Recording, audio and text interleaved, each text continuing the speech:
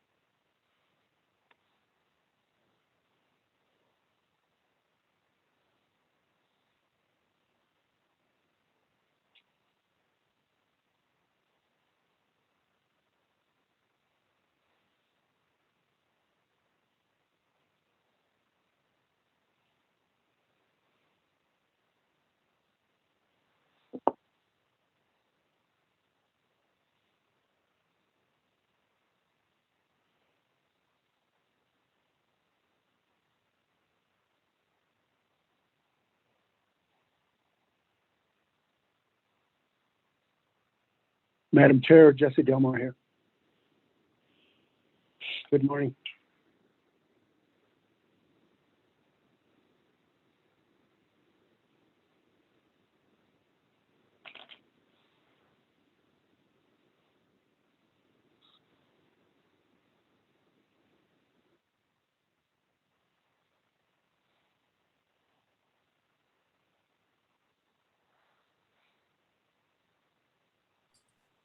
Good morning, Mr. Dalmore. This is Lorraine. We're still waiting on members to get on call. Thank you. Yes, good morning, ma'am.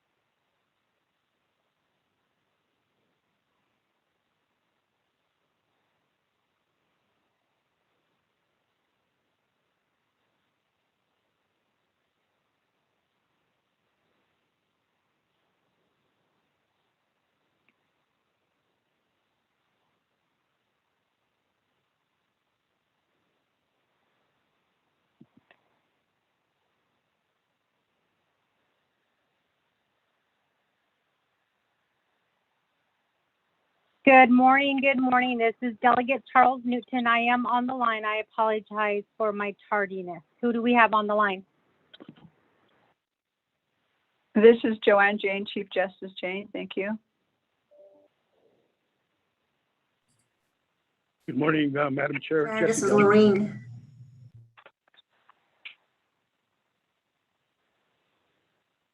Good morning. My name is Nikita Kurt. I'm the Legislative Staff Assistant, and today is my first day.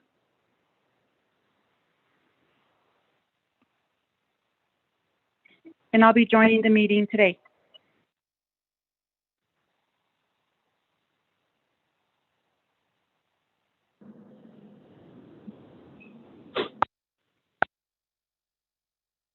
Hello, this is also Raquel Chi from Judicial. I am Delegated Admin Director of the court today. Thank you. Karen Francis, Judicial Branch. Good morning. This is Tamara Johnson with the Office of the President and Vice President.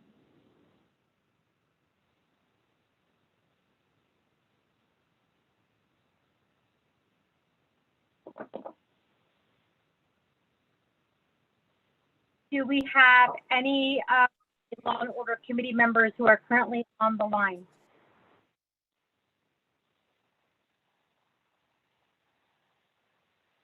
Delegate James on the line. Lahat international. Okay, everyone. Good morning, Shanella. We did get a text message from Honorable Vice Chair Otto So. He said that he is actually taking care of some, I guess, some other personal business. So he's going to be on the line around 11 a.m. So we're going to go ahead and we're going to wait. Well, actually, Honorable Eugene still has not joined us yet, but I think that is Jane and also Executive Director Jesse Delmar. I know that you guys have a lot of things to do, and we really don't want to have to sit here and wait. So what we're going to do right now is actually in 2 minutes at 10:15, we'll go ahead and start the report because we don't need a quorum for the report section. And Honorable Eugene So joins us at that time. We can go ahead and call the meeting to order. But again, at 10:15, we'll go ahead and start with receiving reports. Madam Chair, this is Joanne Jane, Chief Justice. Chief Justice. Thank you very much, Madam Chair. I was just doing a sound check just to be sure. I know that I said I was here, and I didn't know if I didn't get a confirmation that someone heard me. So just letting the committee know. Thank you. Yes. Thank you, Chief Justice. So normally on the agenda, it does recognize visiting officials where we go through and we verify that people are on the line. But because we don't have a quorum at this point, it's kind of, we can't really start the meeting. But unofficially on the line, I do have Chief Justice Joanne Jane. I believe Nikita Kirk is the new person who announced himself. Executive Director Jesse Delmar. We also have from Office of Legislative Services, Lorraine Spencer. From the Judicial Branch, Raquel Chi, Karen Francis. And then from the Office of the President and Vice President, we have Tamara Johnson, I believe was who announced themselves on this call. Is there anybody that I might have missed?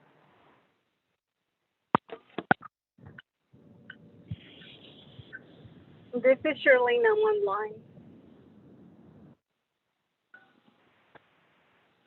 Good morning, Madam Chair. This is Mr. Cook listening in from Office of Legislative Counsel.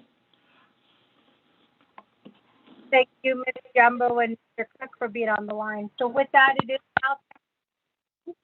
now. We're going to go ahead and move forward to hear the report. Again, I cannot ask for a motion or a second at this time because one member from the Law and Order Committee. So hopefully after the report is completed, we'll have Honorable Eugene still on the line. So this is the report from Chief Joanne Jane, Judicial Branch, and Jesse Delmar, Executive Director with the Division of Public Safety, providing a report to the Law and Order Committee on infrastructure legislation for the using ARPA funds. So with that, Chief Justice Jane, I'll go ahead and turn the floor over to you. And upon completion of your presentation, you can go ahead and turn the floor over to Mr. Jesse Delmar. Combined, you both will have 20 minutes total to present the information to the Law and Order Committee. At the end of the 20 minutes, the floor will be open for questions from the committee members, and then we'll proceed forward from there. So with that, Chief Justice Jane, Executive Director, Mr. Delmar, the floor is yours. Thank you very much, Madam Chair Charles Newton, and also members of the Law and Order Committee. Would also like to address the staff with the Judicial Branch and also the Legislative Branch and then the Executive Branch and other staff. Thank you very much. Joanne Jane and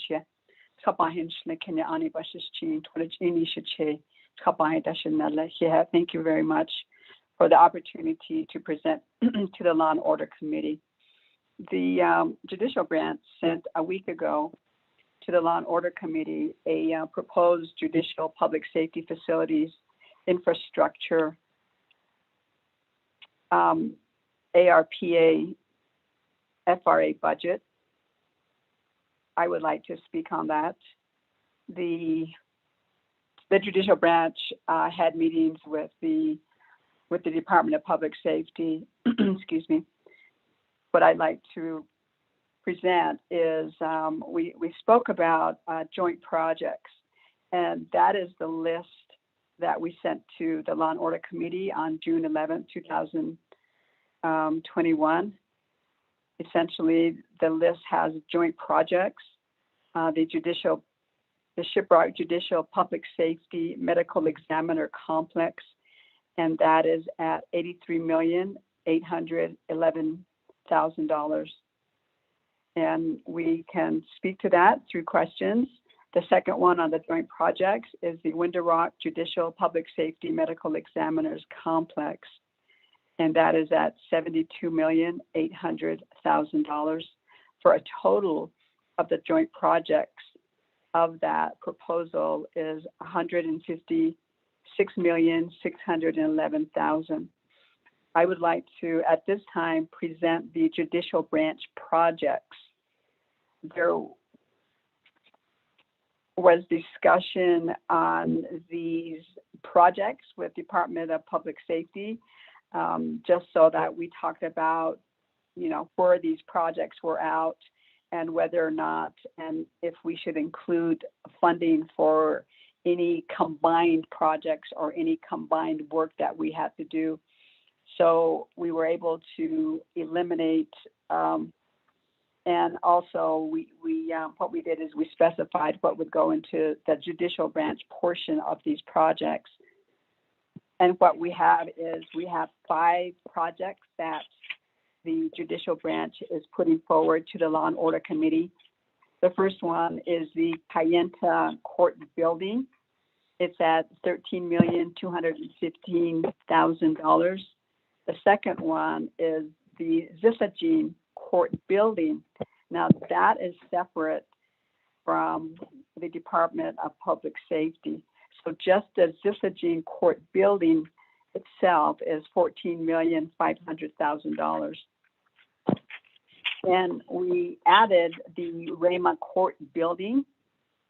The Rama Court Building is proposed at $10,228,348, and there's some change, 28 cents.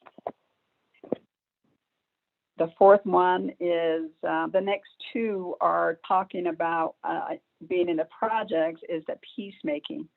And so there was previous questions in regard to how does peacemaking come in. Excuse me? Hello, I apologize, Chief Justice, but I'm looking back in my email and I don't see, you said it was sent on June 11th. I don't see anything from judicial branch or from Lorraine regarding the number you're sharing with us. I apologize. If I said the 11th, it was the 14th. Excuse me, Madam Chair, I sent it out to you just now, the members and the staff. Thank you. Okay, thank Okay, and if need be, I can repeat those. I am on the judicial branch projects list, looking at the peacemaking complex building. Now, this is what was considered sort of the Supreme Court peacemaking administration of courts complex. And this is the project which is east, kind of southeast of the public safety building at this point. And so the proposal here with the peacemaking complex building is that the peacemaking part of that project would be the one that would be funded. And then at a subsequent date, it would be the Supreme Court building, and then subsequent to this peacemaking would also be the administration of courts building. And then there's an amphitheater also.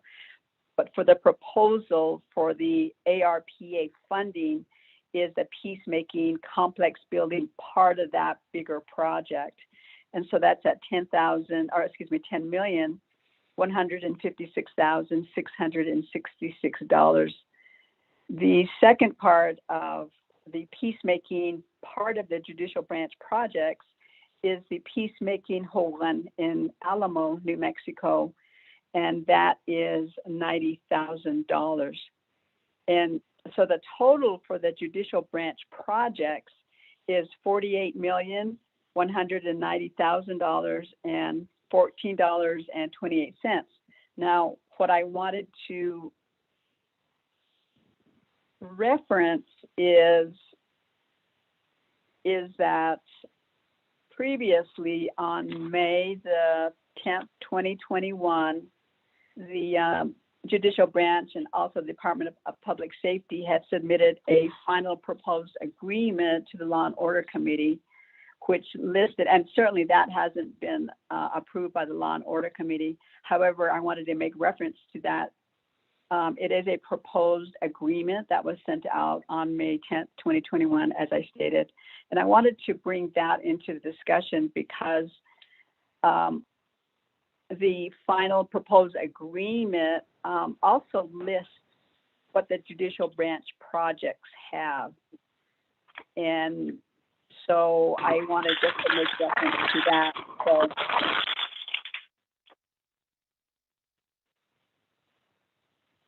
hello? I heard a noise and I was just wondering if that was, okay, I can, the Shiprock joint project is on the final agreement list as number 6, and as is the Winter Rock. And so both of those are on the proposed final agreement on the facilities fund priority list, and they appear also on the ARPA list. So that appears as a joint projects. Now going to just the judicial branch projects, we have Zisagene on there. And then we have the, certainly we have Kayenta on there also. And then we have RAMA. Now, what is not on the final proposed agreement on the facilities fund priority list is peacemaking and peacemaking complex building, and then also peacemaking whole one. So just wanted to bring that to the committee's attention. So we have added peacemaking to the ARPA funding. Madam Chair, thank you.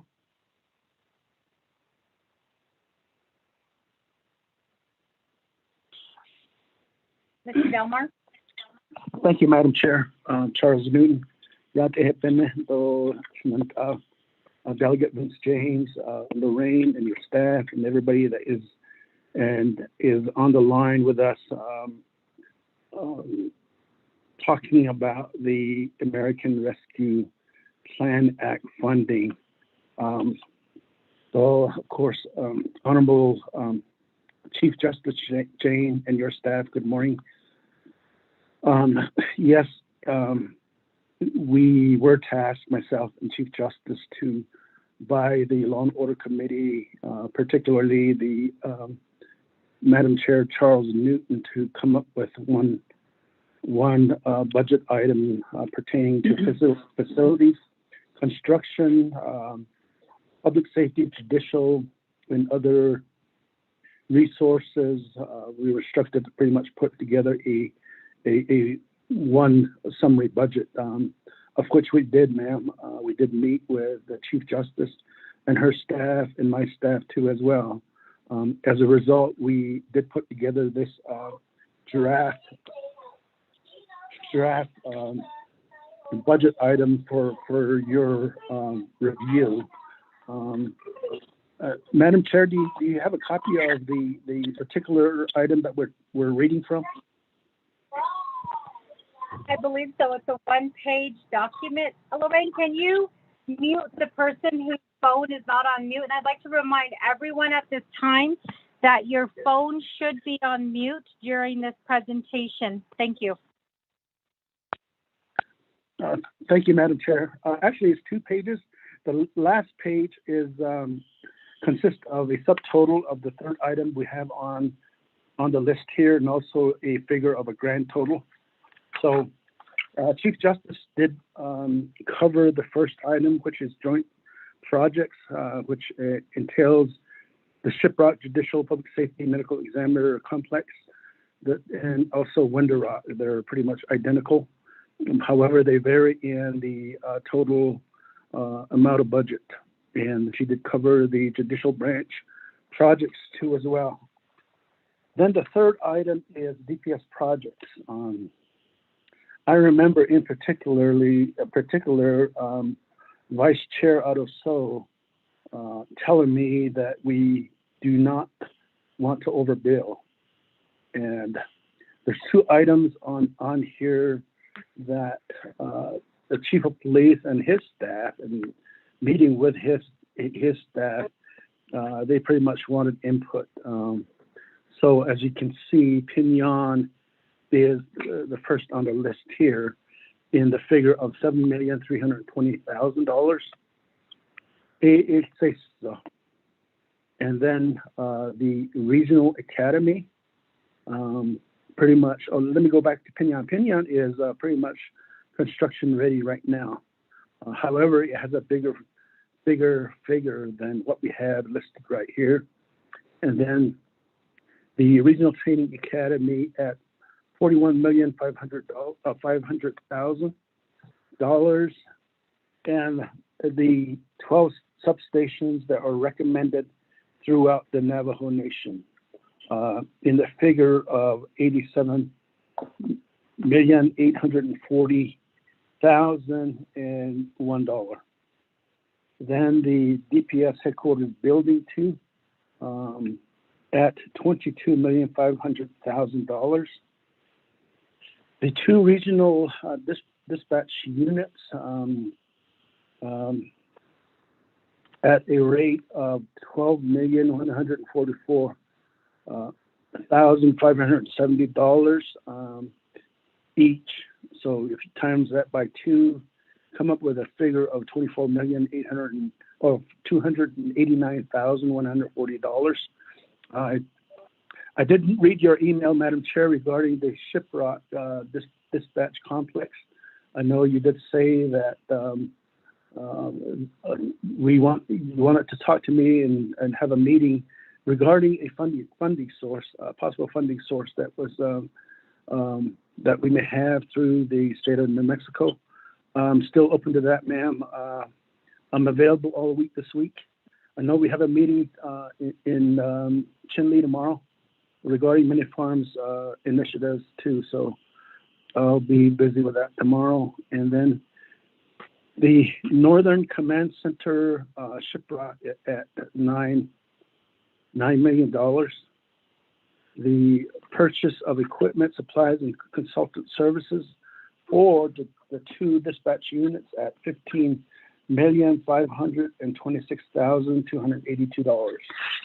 On the last page, ma'am, is the subtotal, like I said, with regard to the third item, which is DPS projects. It has a subtotal of $207,975,423. Then we have a grand total of the combined 3 items that we have listed, which is the joint projects, the judicial branch projects, the DPS projects, grand total of $569,387,437 and 28 cents is the grand total figure that we have. There's some other initiatives currently going on. We're grateful to have our consultant help us in putting these figures down. So this is what we have as of to date, ma'am. Madam Chair, thank you.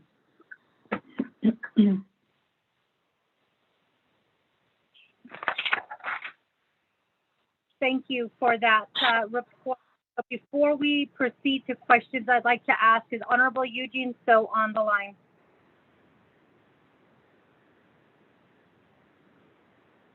I've been on the line since 9 o'clock. Good morning, Shajayat A. Ben. We did call you and we didn't hear a response, so we moved to reports.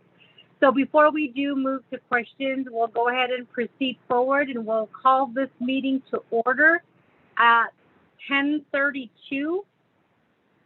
We have 3 members present, which constitutes a quorum. Let's go ahead and proceed forward to the roll call. Sherelle, just with the roll call, please.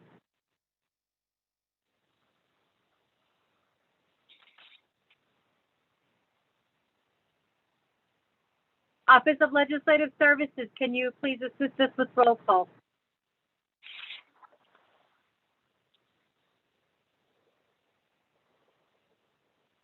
Good morning, Madam Chair. Roll call for Law and Order Committee. Honorable Eugenia Charles Newton. I'm present.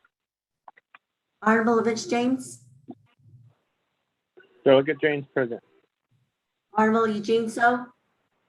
Oh, consulta. Honorable Otto So. Honorable Edmund Yazzie.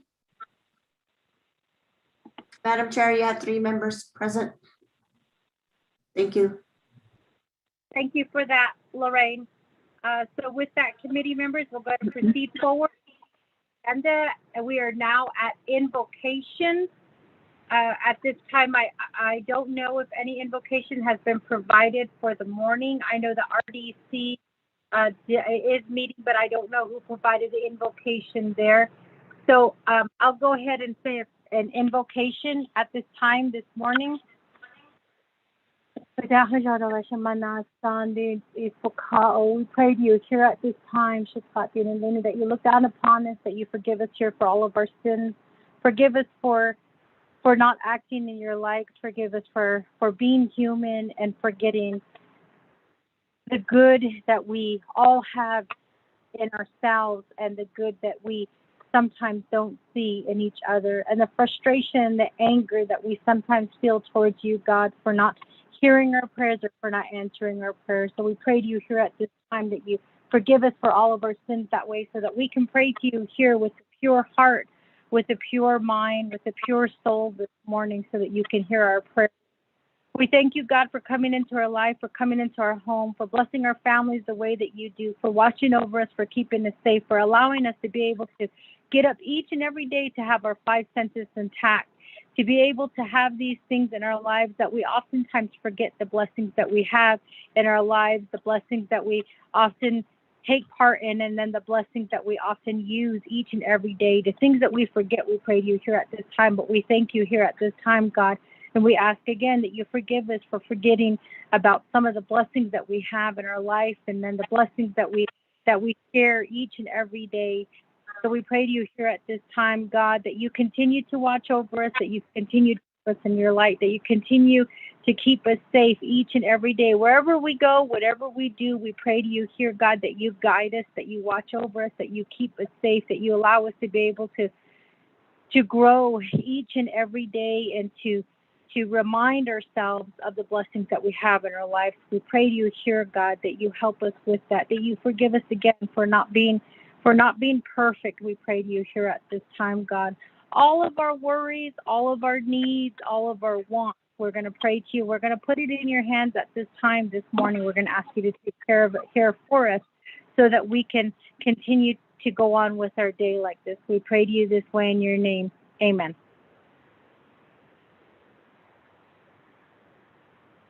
Okay, so with that, committee members, we'll go ahead and proceed forward to item number 2, recognizing guests and visiting officials. On the record officially, we do have Chief Justice Joanne James, Executive Director for Department of Public Safety, Jesse Delmar. We have Nikita Kirk, Lorraine Spencer with the Office of Legislative Services. From the Judicial Branch, we have Raquel Chi, Karen Francis. From the Office of the President and Vice President, we have Tamara Johnson. We have my LDA on the line, Shirlene Jumbo, and we have from Office of Legislative Counsel, Troy Cook on the line. Is there anybody else on the line that I failed to mention? Good morning, Chair. This is Sherelle. I'm on the line. Thank you, Good morning, Sherelle. Madam Chair.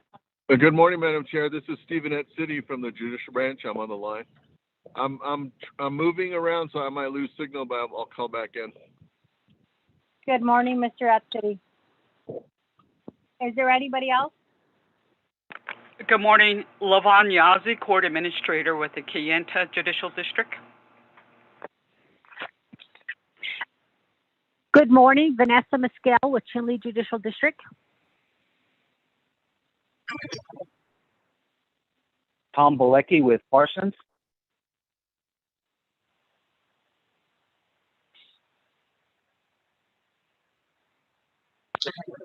Good morning, Chris Cascoli with EMS.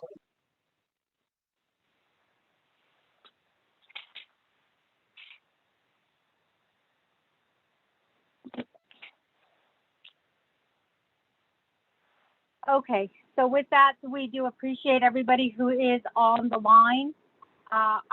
Since we do have a lot of new people who are joining the line at this time, Honorable Vince James, can you go ahead and introduce yourself to everyone who is on the line at this time? Ja, det är Ado Kodon Hikanasi Tony, Ado Shekahasi, so it's not Agi. She Vince James and Shiedo Kindachi, look on Tit, if you talk with Jeditor, a Fernand Apan Schlemko. Kindachi, Ganado, Cornfield, Steamboat, and Jedito. Those are the 5 chapters that I represent. Ado Adona and Shlemike, a Todaji in Shanson, Ajin Bashish Chin, Kia Ani Dashachedo, Hanawani Dashinale. Do look on Tit then. Ado Ina Shako. What are the name of the here? Shanella. Honorable Eugene So, can you introduce yourself to the people who are on the line? Hakashina said, Shading rich and leader. Sit at and Libby Gato. Aro in a shop. Sunny chicken ea, Nishka. Torich eatney, a bashing. Kia Ani, does it say? Tots on the Ada Chanel. are Shadasni not chambers. The article was thank you. Yeah, Honorable Eugene. So, good morning. I am Eugenia Charles Newton. I am the chairwoman for the Law and Order Committee. Dona and Shunige, but Afni, Ashim Bashish Chain, Ashche, Shade, Papa, Shanala, not Ani Nelde, that's the area that I also represent. So, welcome to the people who are listening on the line. For the new people, that was just a quick introduction of the Law and Order Committee. We will have Honorable Otto So, who will be joining us here shortly. And at that time, we'll allow him the opportunity to introduce himself as well. So with that, committee members, we're going to go ahead and proceed down to item number 3, review and adopt the agenda. Can I get a motion and a second? Motion, Delegate James.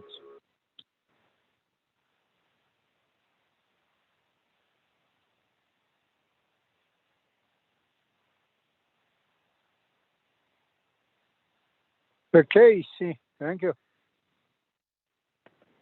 Okay, thank you for the motion and the second.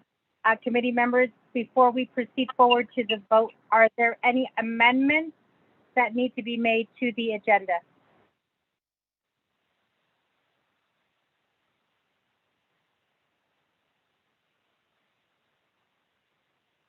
Not hearing anything, we'll go ahead and proceed forward to the, I'm sorry, before we proceed forward to the vote, I do apologize. Lorraine, let's go ahead and read that agenda into the record, please. Okay, thank you, Madam Chair and members of the Law and Order Committee, and also all those who are listening in. Agenda of the Law and Order Committee, 24th Navajo Nation Council, regular meeting, June 21st, 2021, 10 a.m. Presiding, Honorable Eugenia Charles Newton, Chairwoman, Honorable Otto So, Vice Chairperson. 1, call meeting to order, roll call and invocation. Number 2, recognize guests and visiting officials. Number 3, review and adopt agenda. Number 4, review and adopt the journals for May 17th and May 24th, 2021. 5, receiving reports. A, report from Chief Justice Joanne Jane, Judicial Branch, and Jesse Delmore, Executive Director, Division of Public Safety on infrastructure legislation for public safety using ARPA funds. 6, old business none. 7, new business none. 8, close of meeting announcement and adjournment. Madam Chair, thank you.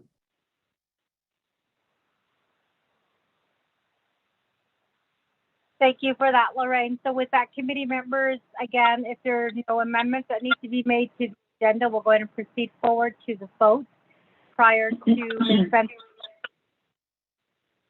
I'm sorry, did somebody say something?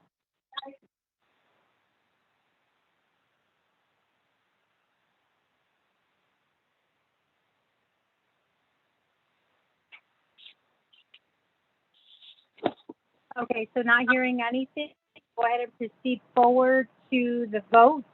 Sherelle, can you assist us with the roll call vote, please?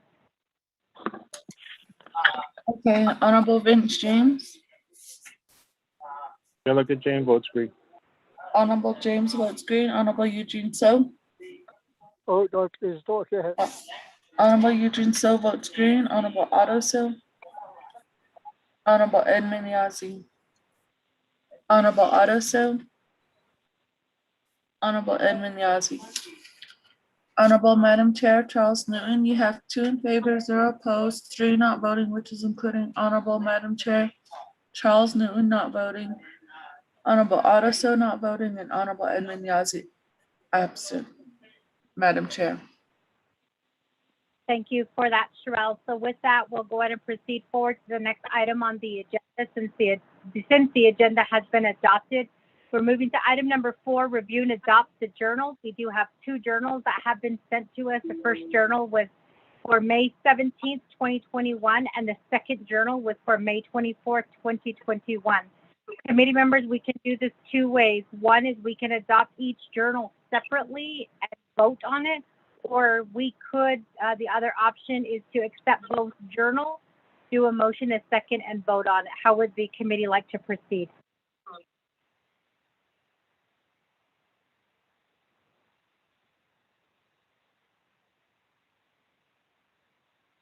Not hearing anything, we'll go ahead and do them separately. So the first, we need a motion and a second for the May 17th, 2021 journal. Madam Chair, can I say something? Honorable Eugene So, go ahead, the floor is yours. Before we vote, can we revisit that when audio gets on? Thank you.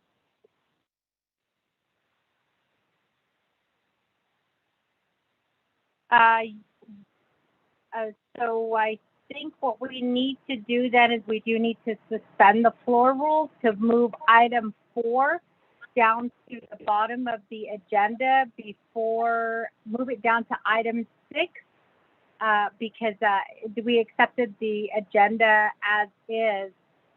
So if we can go ahead and motion to suspend the floor rules to remove or to move item 4 down to item 6. Actually, it would be item 5 because receiving reports would go to item 4. If I'm not mistaken, Troy, can you provide us some guidance on that?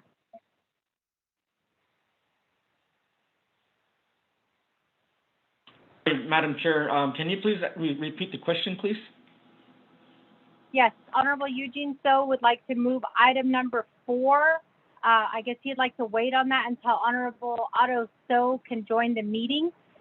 So I just said that if he wants to do that, that we may have to do a motion to suspend the floor rules to move item number 4 after receiving report because we already adopted the agenda. And I asked, could you provide us some guidance on that? Thank you, Madam Chair, for the question, Honorable Law and Order Committee and staff that are listening in. Yes, you would have to suspend the floor rules since the agenda has already been adopted, and that would have to be amended through a motion. Thank you.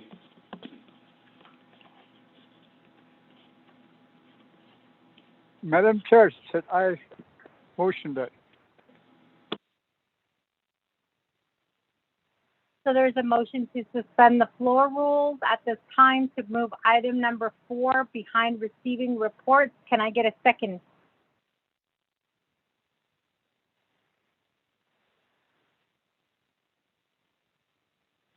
Second call for a second.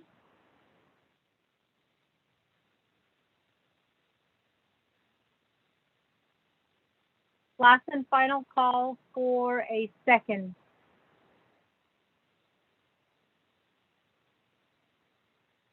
Okay, so with that, I'm sorry, Honorable Eugene, so there wasn't a second to that motion. So we'll go ahead and proceed forward. We do have 2 journals, May 17th and May 24th, 2021.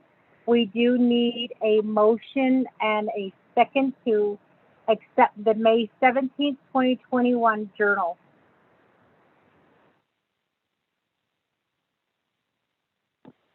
AC, thank you.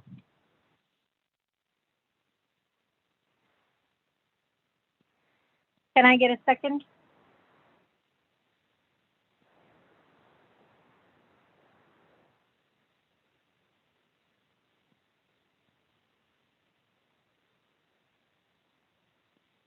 Last and final call for a second.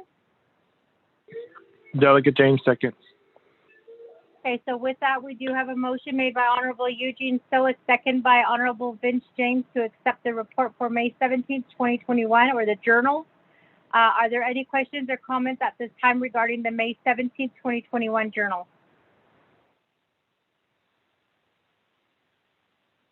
Not hearing anything, we're going to proceed forward to the vote. Sherelle, can you assist us with the roll call vote, please?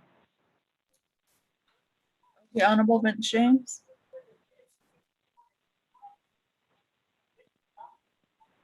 Delegate James votes green. Honorable James votes green. Honorable Eugene So.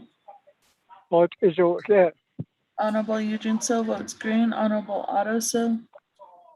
Honorable Edmund Yazzie. Honorable Otto So.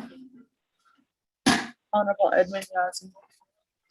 Honorable Madam Chair, Charles Newton, you have 2 in favor, 0 opposed, 3 not voting, which is including Honorable Madam Chair Charles Newton not voting, Honorable Otto So not voting, and Honorable Edmund Yazzie absent, Madam Chair. Thank you for that, Sherelle. So with that, the journals are hereby accepted for the May 17th, 2021 date. So we'll go ahead and proceed forward to the May 24th, 2021 journal. I will need a motion in a second. Motion, Chair.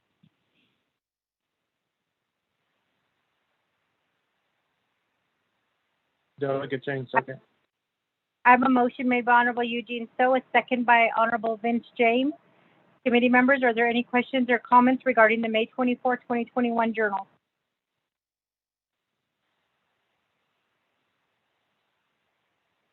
Not hearing anything, we'll go ahead and proceed forward to the vote. So, Sherelle, can you assist us with the roll call vote, please? Honorable Vince James, how do you vote?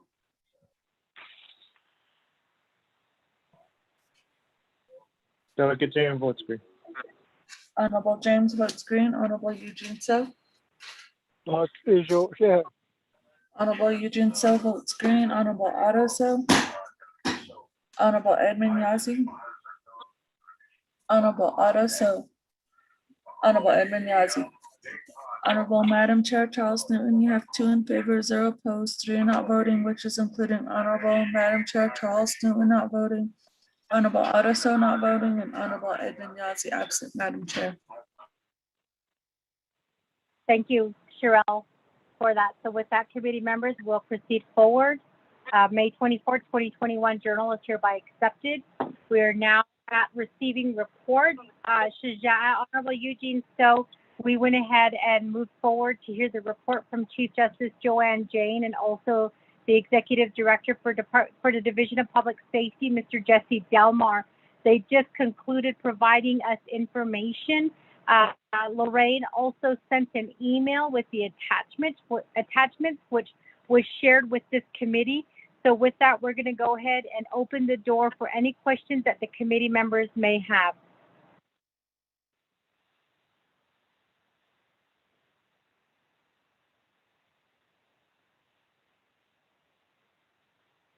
Not hearing anything. I do have some questions. Shanella, Honorable Vince James, can you take the gavel, the virtual gavel at this time?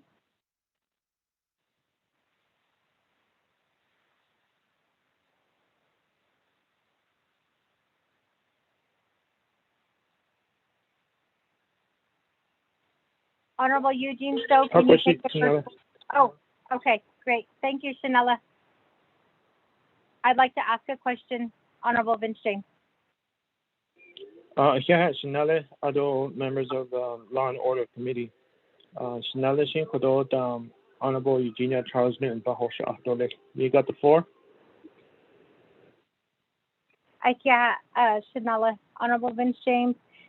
Otto, thank you, Chief Justice Jane and Director Delmar. Thank you for the information that you provided here to us.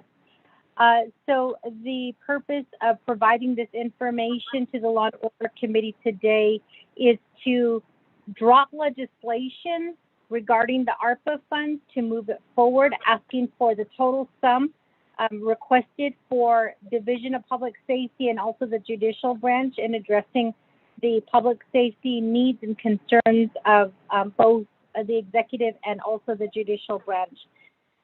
So I appreciate the both of you working together to get this list put together.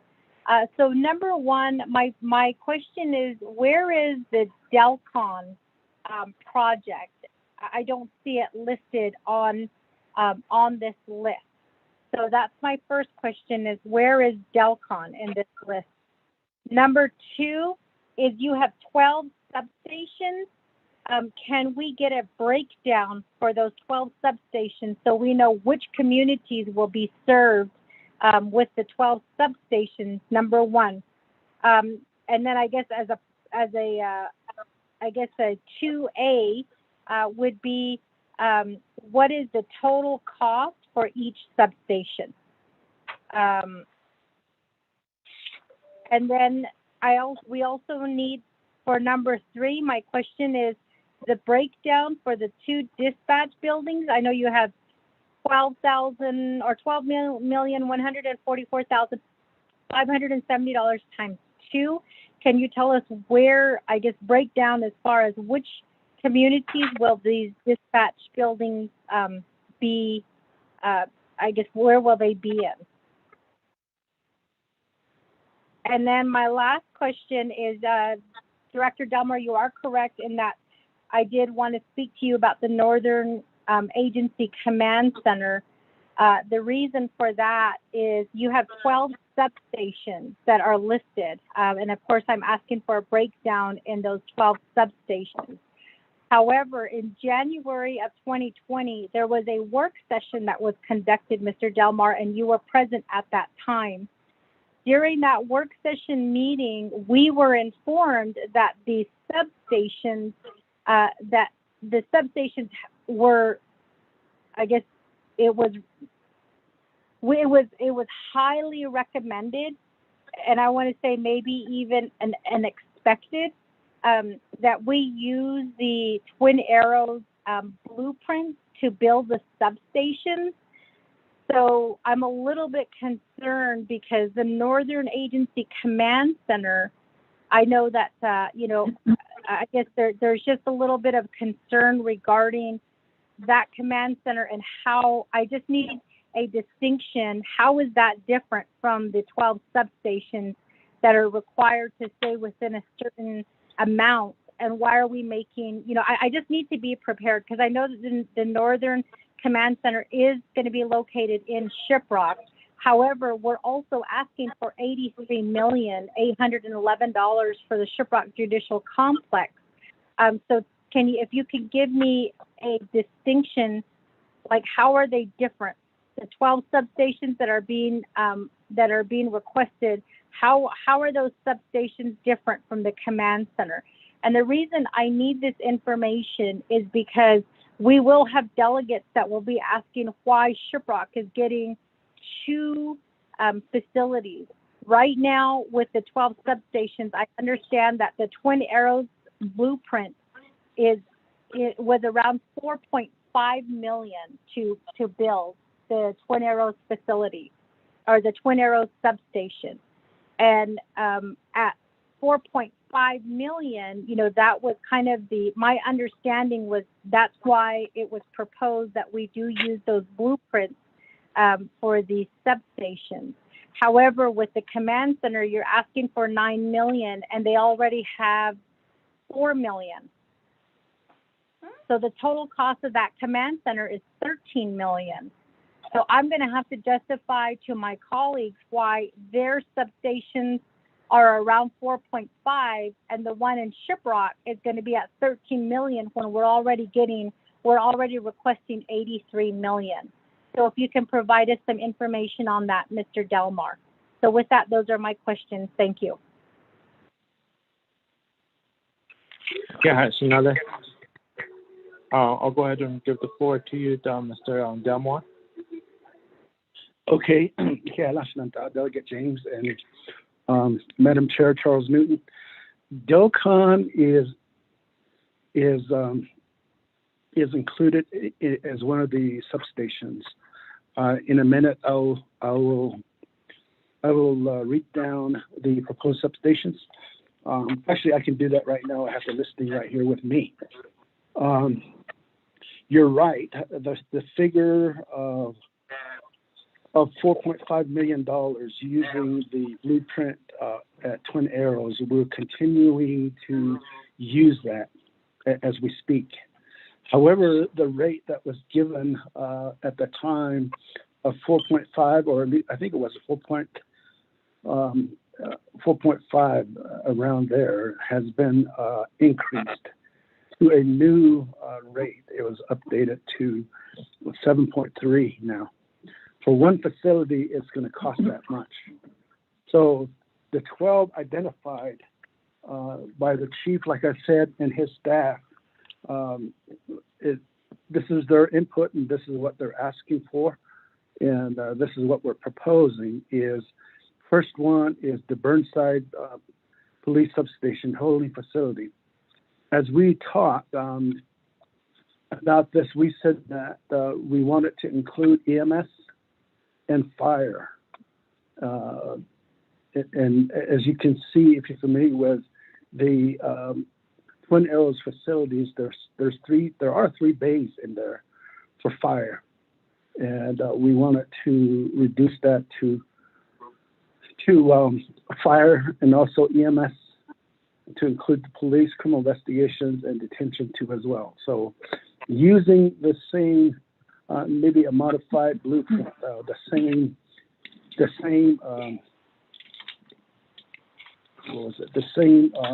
estimated size square footage.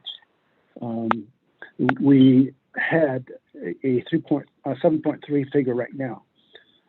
Then we said Cameron, a police substation, holding facility, Yelcon, police substation, holding facility, Inscription House, police substation, holding facility, Chichi, police substation, holding facility, Pinon, police substation, holding facility, Pueblo Pintado, police substation, holding facility, Red Mesa, police substation, holding facility, Rough Rock, police substation, holding facility, Sheep Springs substation, holding facility, Tohatchi, police substation, holding facility, Saley, police substation, holding facility. Then there's alternate two as well, the Annis police substation, holding facility.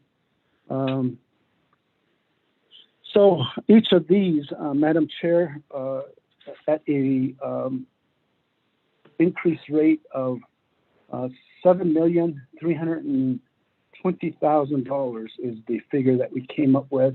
The updated figure for the 12 substations. The Northern Command Center was pretty much recommended by the Shiprock chapter initiative that grew out from there.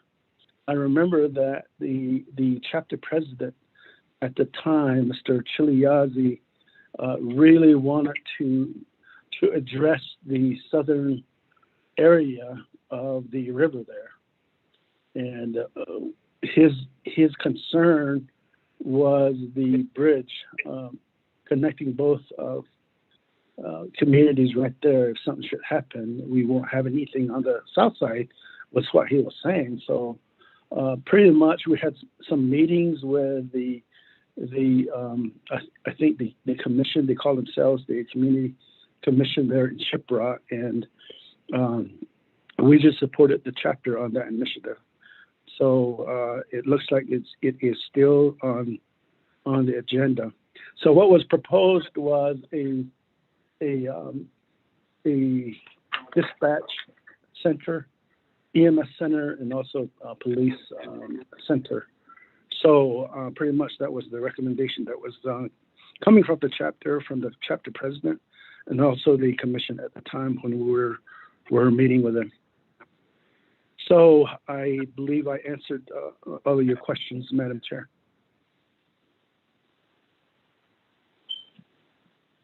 Shananta?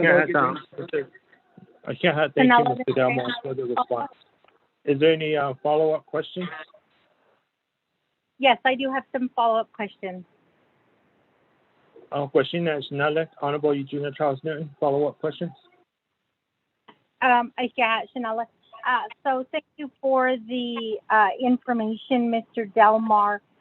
So I counted 13, and perhaps I'm wrong on this, because you have Burnside, Cameron, Delcon, Inscription House, Lassie, Pinon, Pueblo Pintada, Red Mesa, Rough Rock, Sheep Springs, Tohatchi, Saley, and Annis. That's 13.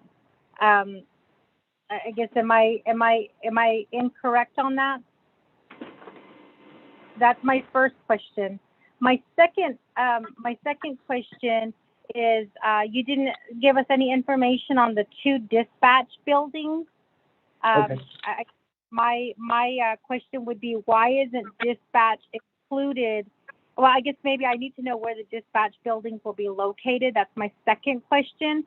And then as far as the Northern Command Center, so that technically, my understanding is it was equivalent to the substation. So technically, the Northern Command Center was, you know, when they first started planning, it was basically the substation. And so I think that it should be counted under as a substation and not a separate center on its own. And, you know, my understanding after speaking to Department of DCD is it technically, like the needs that was shared at the time are equivalent to what the substations provide. So that was really kind of the purpose of us having that meeting to discuss this command center, because technically it's supposed to be a substation. I think when it was proposed initially by the Shiprock chapter Chiliazi and also the group, it was really to address the public safety concerns on the southwest side of Shiprock because of the bridge situation. But Mr. Delmar, we can speak a little bit more about the Northern Command Center. But again, you know, if you can just verify the substation information, because I counted 13, and then the math is wrong with that. So if we could get just a little bit more information. Thank you, Mr. Delmar. Thank you, Madam Chair. That certainly could be corrected. There's one other too I don't see on here that we had talked about, but perhaps let me get with the chief. For the area of Alamo and I need to talk to him about that. So initially we were talking about 15 at the time. In addition to these substations, we were recommending an east and west dispatch centers. We haven't really pinned it down yet, but most definitely one on the eastern side and one on the western side too as well. For now, was what we said. So I'll get that count corrected, Madam Chair.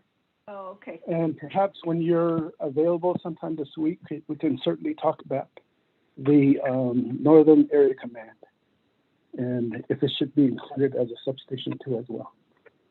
Ma'am? Thank you for that, Mr. Delmar. Yeah, so if you count Alamo and Kwajalein, that was actually going to be my next question, is why they were not included on that list as well. So if we include that, that's 15 substations. And then if we include Shiprock as a substation, that would be 16. So 16 at 7.3 million, and we remove that $9 million request, I think that actually would suffice as far as the substations go. I will be reaching out to the delegates so that we make sure that, you know, everything is set and ready to go.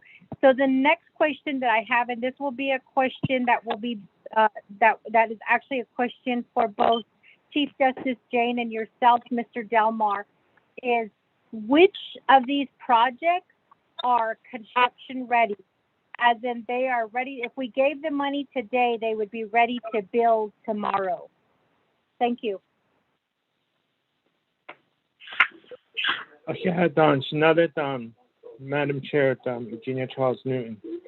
With that, I'll go ahead and give the floor to Madam Chief Justice Ado Bakeda. She will go ahead and go to Mr. Delmar. Thank you, Madam Chair Eugenia Charles Newton and Chair Pro Temp at this time, Delegate James and the Law and Order Committee. Yeah, thank you for the question. So in regards to the list that the judicial branch has, the shovel-ready districts, the shovel-ready projects would be Kayenta. And as you can see, that Kayenta is on our list in regards to the judicial branch projects. And also, even though Zifagene, the judicial court building, is listed as one of the projects in there, there are still challenges with that, and I will have, in regards to the status of that, I will have Stephen, I believe he's on the line, on exactly where we're at on that. And then also the other one, which is shovel ready, is the Peacemaking Complex building. And I wanted to explain that one somewhat. The Peacemaking Complex building is part of the greater project that also includes the Supreme Court, an amphitheater, and also it includes the administration of the court's building. And according to the record that I have, the peacemaking part of this, in fact, has been shovel ready since 2013. And so because of lack of funding, it has not been, it hasn't started the building process yet. So, and I believe that Stephen can also explain that somewhat better. And then the peacemaking whole one in Alamo on that list, that one is the Hogan is there already. And so it's a matter of some modifications to that. So Mr. Pro Temp Chair, at this time, that is the question that I've answered for the shovel readiness of these projects for the judicial branch. Thank you. Madam Chief Justice, Mr. Delmore, non-Dole Division Director.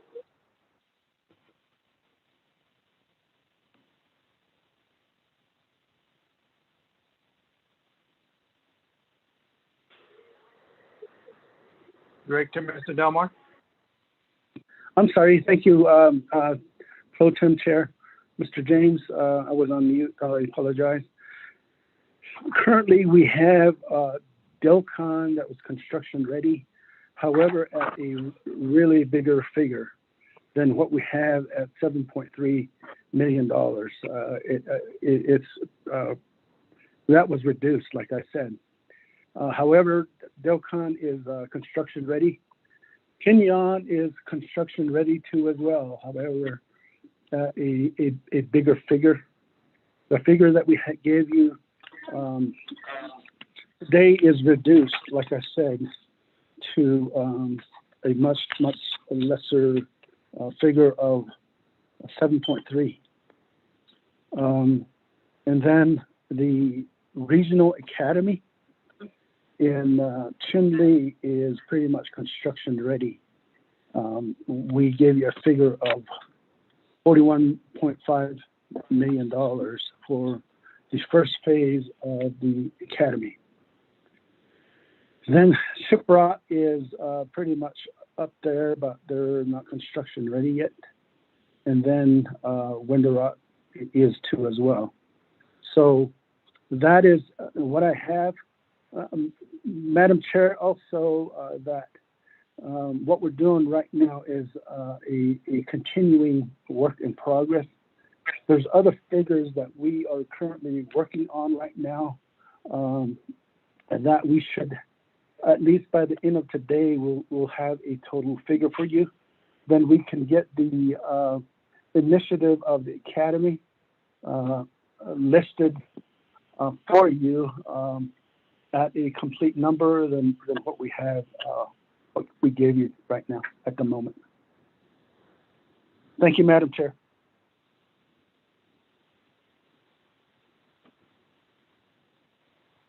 Delegate James, a few follow-up questions.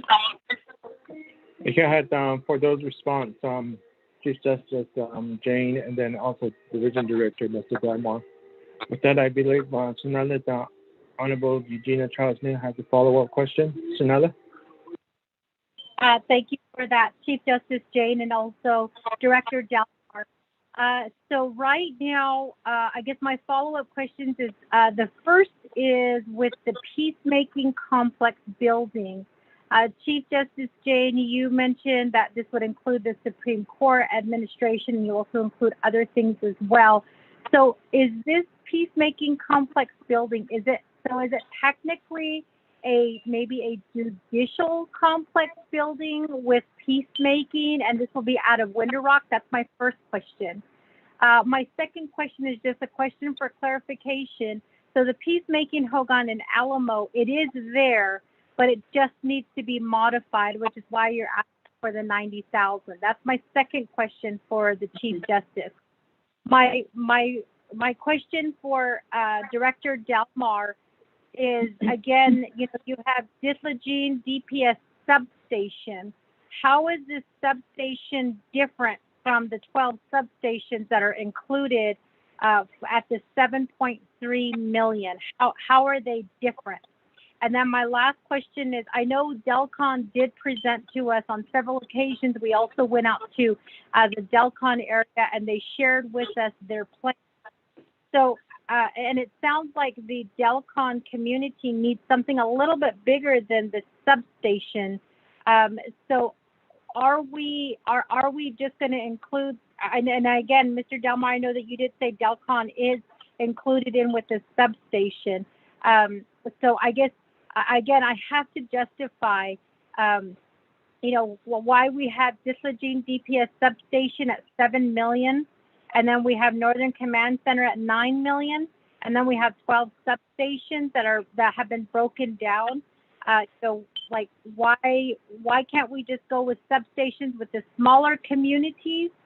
And then, as we know, Shiprock and Winter Rock are in need of both the entire complex. So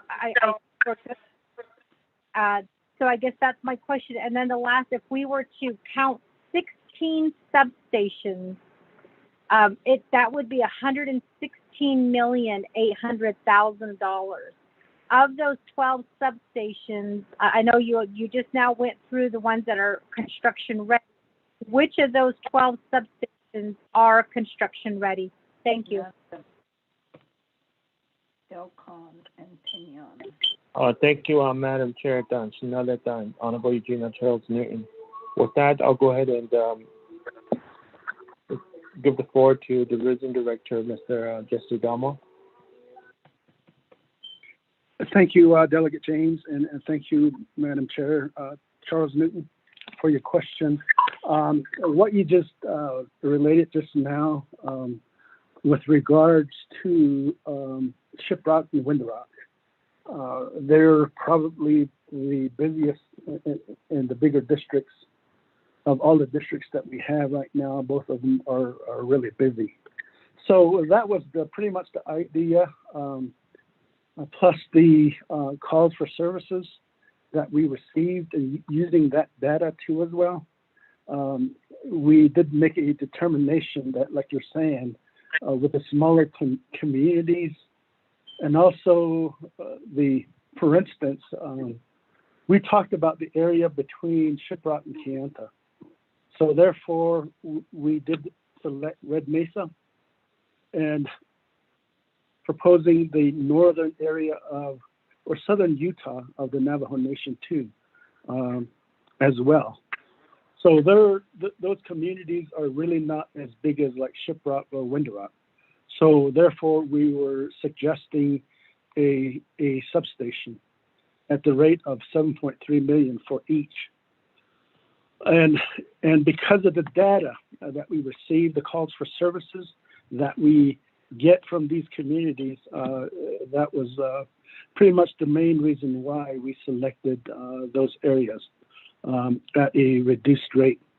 As you can see, Pinion does qualify as a substation. We have it listed separate than the 12 substations that we have currently, but we'll get that corrected here pretty shortly.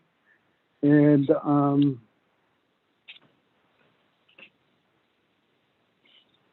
I believe that's it.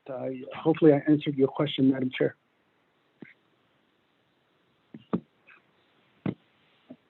Yeah, thank you, Division Director, Mr. Delmar. With that, I do have, make it for the record known that we have Shanella Honorable Otto So on the line and joining the LOC meeting. So with that, I'll go ahead and give Shanella, Honorable Otto So, some time. At the beginning, we did have Honorable Eugenia Charles Newton ask us to LOC members to introduce themselves due to the fact that we did have some new staff and new members on the line. So with that, Shanella, Honorable Otto So, if you can introduce yourself and then move forward to your question. Mr. Otto So. Thank you very much, Shanada, Honorable James, Pro Tem, Madam Chair, good morning. Shanada, Mr. Eugene So, Mr. Director Delmore, Shuma, Madam Chief Justice, your staff members on the line, Otto So, Shadow, Nakayna, I don't understand. Kappa, Bashin, look at Neda Che, though it's not Jimmy Dashinella, and Fido, 20 years to never page my unschlep. This would like to indicate that I had some things that I needed to take care of this Monday morning. Pertaining to son's education here in the city of Flagstaff. So the Aja session on the Aja. So they need job. Aja Papa get the whole digital. I need to see daily show that. And then times we forget about little things that we need to address. And I did not even get hold of it. So I have addressed that issue today. So I did extend that, and I did notify the committee that I'd be getting on late today. But nonetheless, I appreciate the joint judicial and public safety facility priority listing that has been issued out by the Chief Justice and the Division Director of Public Safety. And on there has listings that are probable for both branches, or for judicial branch and public safety, to actually say, hey, this project is doable.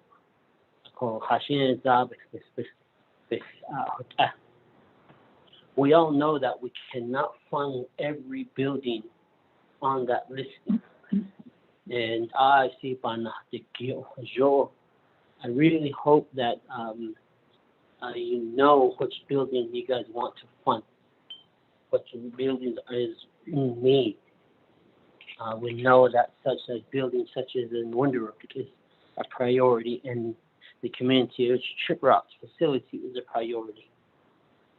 Then we have existing facilities out there that has multiple beds, and that could absorb a lot of the public safety or the that could absorb individuals that could be housed and hold there for whatever the law allows them to stay at that facility. And meaning, just because we say we're going to get all these monies, let's go fund this, let's go fund that, this and that. And I was looking at the listing of the public safety substations, such as Loop, such as Cameron, Cobbito, Pintado, Alamo, and so forth. We know some of those communities really need it, such as communities as Alamo, communities such as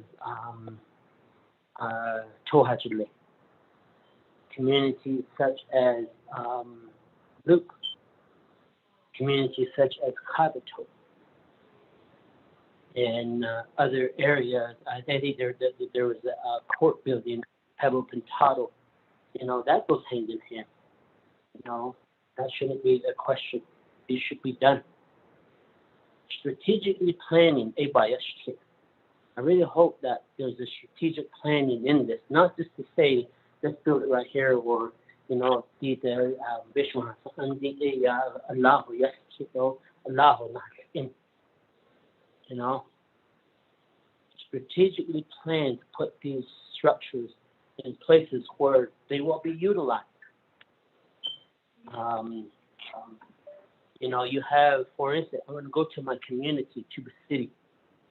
We have a 4-story facility that only 2 floors are used today. Where can we move to 4 to say that, hey, can we build facilities such as police substations so that these individuals could be housed and rotated over to Tuba City, or can be housed in Chinle, or how could we better utilize the facility in Crown Point? Because I guarantee you, right now they're not maximizing the community of Kayenta. Also, guarantee you they're not maximizing the jail. And to this day, I even the consent decree. I thought nice talk. Some of it was withdrawn or dismissed. But I think that's key.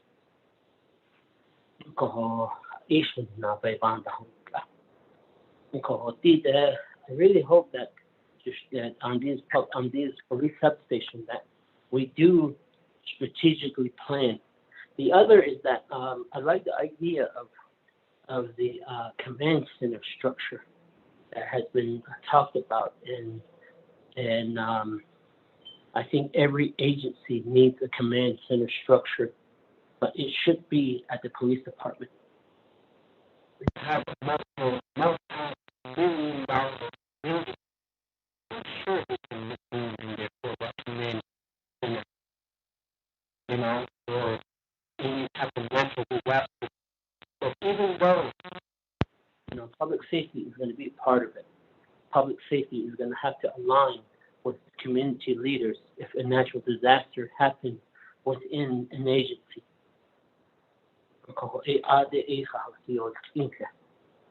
Press release.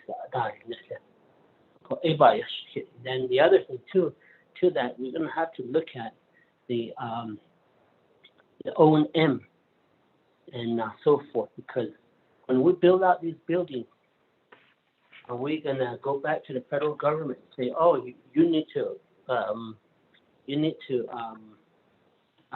pick up the O&M for these buildings, all this stuff? I really hope that the programs are thinking about these things as operation and maintenance. And then with the proposed build-up, such as the community of Pinion and Delicon, we do know that it's needed. But one thing that I really comes to my mind is the workforce. So now it's been at one point, the report was made to the committee indicating that in order to man up I think it was in Pinion proposed facility, if that is built, they're gonna have to take so many officers from Chinle and staff from Chinle to man up that office over there. Ako peso pa osto lisnana. Ako ish ihade that the alcohol. It's the time is right. You need to look at. Let's build these things. Let's get these things in. When we have this money, but we have to look at the strategic planning of our base of the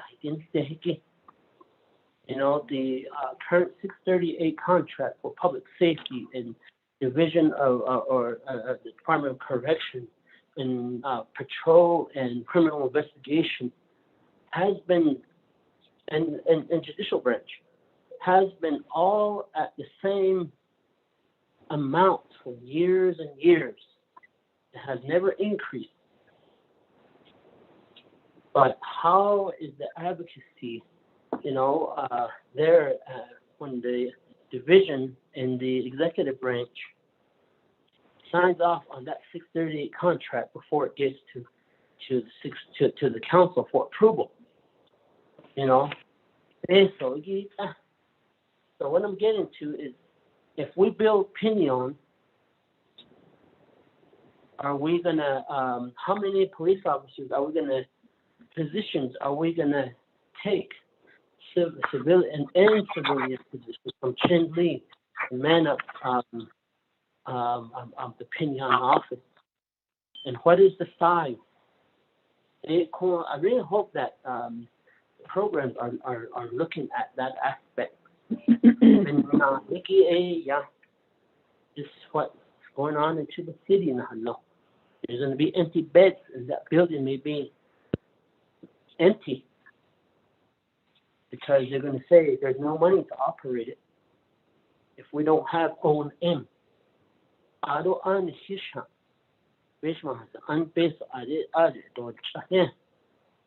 think that the mother government is gonna really step up to the plate, because if you look at it, they hardly give any money from the general funds to the judicial branch and public safety.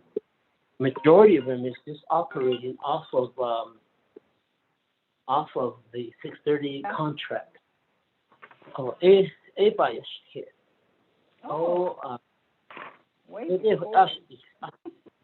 That we do go ahead and strategize on these substations so that we put them at the right place where they will be utilized. What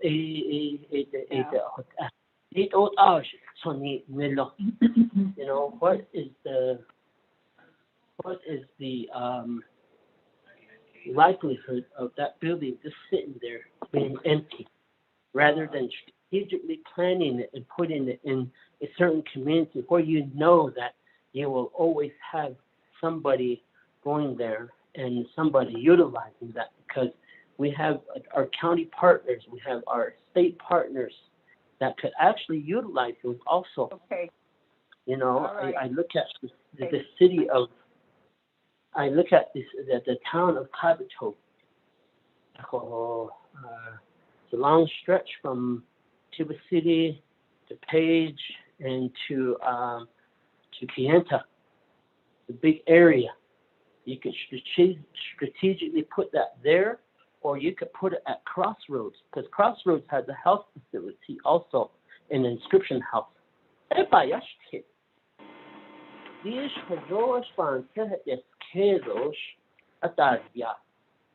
Or is it just saying, no, I want a building over here, get on the list? The public safety goes hand in hand with health. Inmate hurts himself. What's the likelihood of getting them to a hospital a lot quicker? The fastest route. I really hope that the public safety team, that I guess there's a team, thought about those things. Not just to say, these guys have a land withdrawal, but it is the responsibility of our managers and our directors to strategically plan for those. Because you have changed that, give them a pretty shiny penny that the Navajo people pays you in the salary. And the other thing too is the conversation with our utility companies, NTUA. If you build a facility, how much wattage is going to be required to be drawn to that facility? How much water is going to be drawn to that facility? Because I'm going to tell you, I'm going to go back to Kaibito. I hear Kaibito's lagoon is not adequately, a strategic size for that community. So they're talking about expansion of the lagoon. How will that affect that project? Everybody has Department of Public Safety and Judicial Branch strategically talked to the utility companies for this very reason. You know, what is the are we going to have any problems? Because once you hook up to the community water, you have to look at that storage tank. Is that tank elevation at 80% full of that storage? When that storage tank is 80% full, there's a elevation and the distance and the elevation at the beginning of line or end of line. What determines the pressure? And is that pressure adequate for that facility? Or if the pressure is not adequate, that's when it's going to require additional dollars. You're going to need another storage tank to house the fire safety apparatus. Has the program strategically communicated with NTUA pertaining to the water and sewer or septic system and the power grid. How much power is it going to draw? How much is the demand that NTUA is purchasing? NTUA is not generating power. Note that. NTUA is buying power, and they send that bought power through the grid, and they resell it back to the businesses, to tribal operations, and to the customers. And has that conversation has it began with NTUA pertaining to these projects? Because just that small public safety facility is going to require so much watts of electricity to be utilized there. And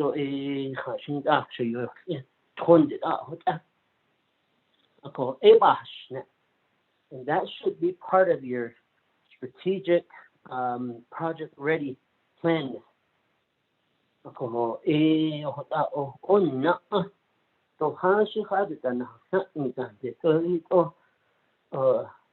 was once upon a time a construction worker. Once upon a time, I worked as an engineering tech. Worked for the engineers that actually built water lines and sewer lines and lagoons, storage tanks.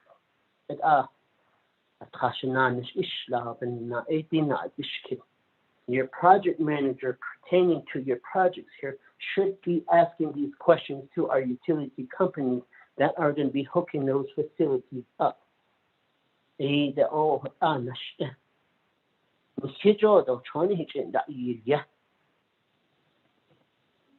Delegates are not the construction worker nor the mathematician.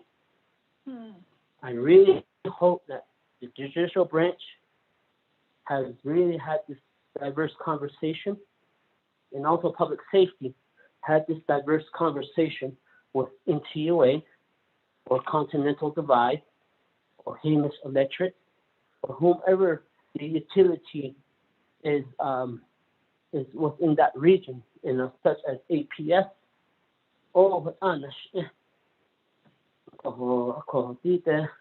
This one has $125,000 a year.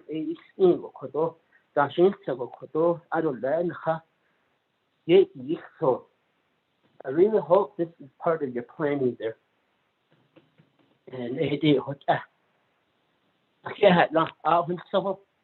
you.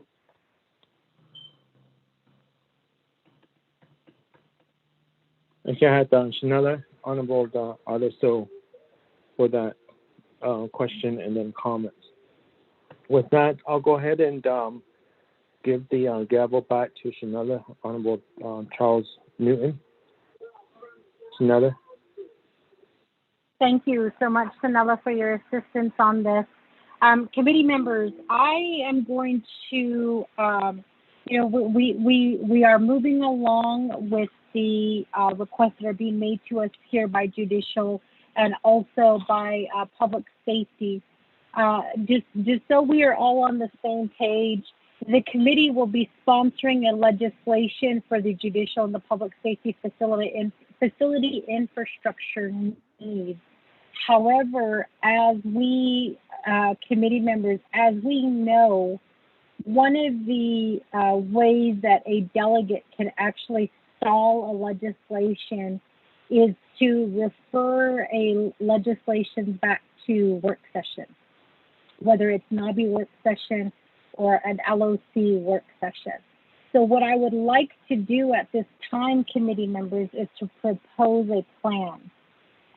One is Mr. Delmar and Chief Justice. If you can go back to the list that you provided to us, I will ask one that you make a little asterisk next to the projects that are construction ready. So that's the first amendment that needs to be made to the document. Chief Justice Jane, the explanation that you gave us about the peacemaking complex buildings, if you could include in that what that complex will include, like which offices. You stated the Supreme Court. I'm assuming you mean the actual court. And then you said admin as well. So I'm assuming that's the Supreme Court administration. So that would include offices. So I guess maybe, and then also if you could also include in there where the location will be for this peacemaking complex building. Number 3 is with the peacemaking Hogan and Alamo, if you could just include a small, just maybe something that says that the Hogan is already there, but the 90,000 would be used to modify the Hogan, so we have that clarification. Number 4 is the substations. I believe that we can go ahead and remove the Disagene DPS substation at $7,320,000 and include that in the 12 substations, and then remove the Northern Command Center Shiprock at $9 million and include that in the 12 substation list. So it's not 12, I counted 16. So we have Burnside, Cameron, Delcon, Inscription House, Lachee, Pinyon, Pueblo Pintada, Red Mesa, Rough Rock, Sheep Springs, Tohatchee, Staley, Annis, Alamo, Tohajale, and Shiprock.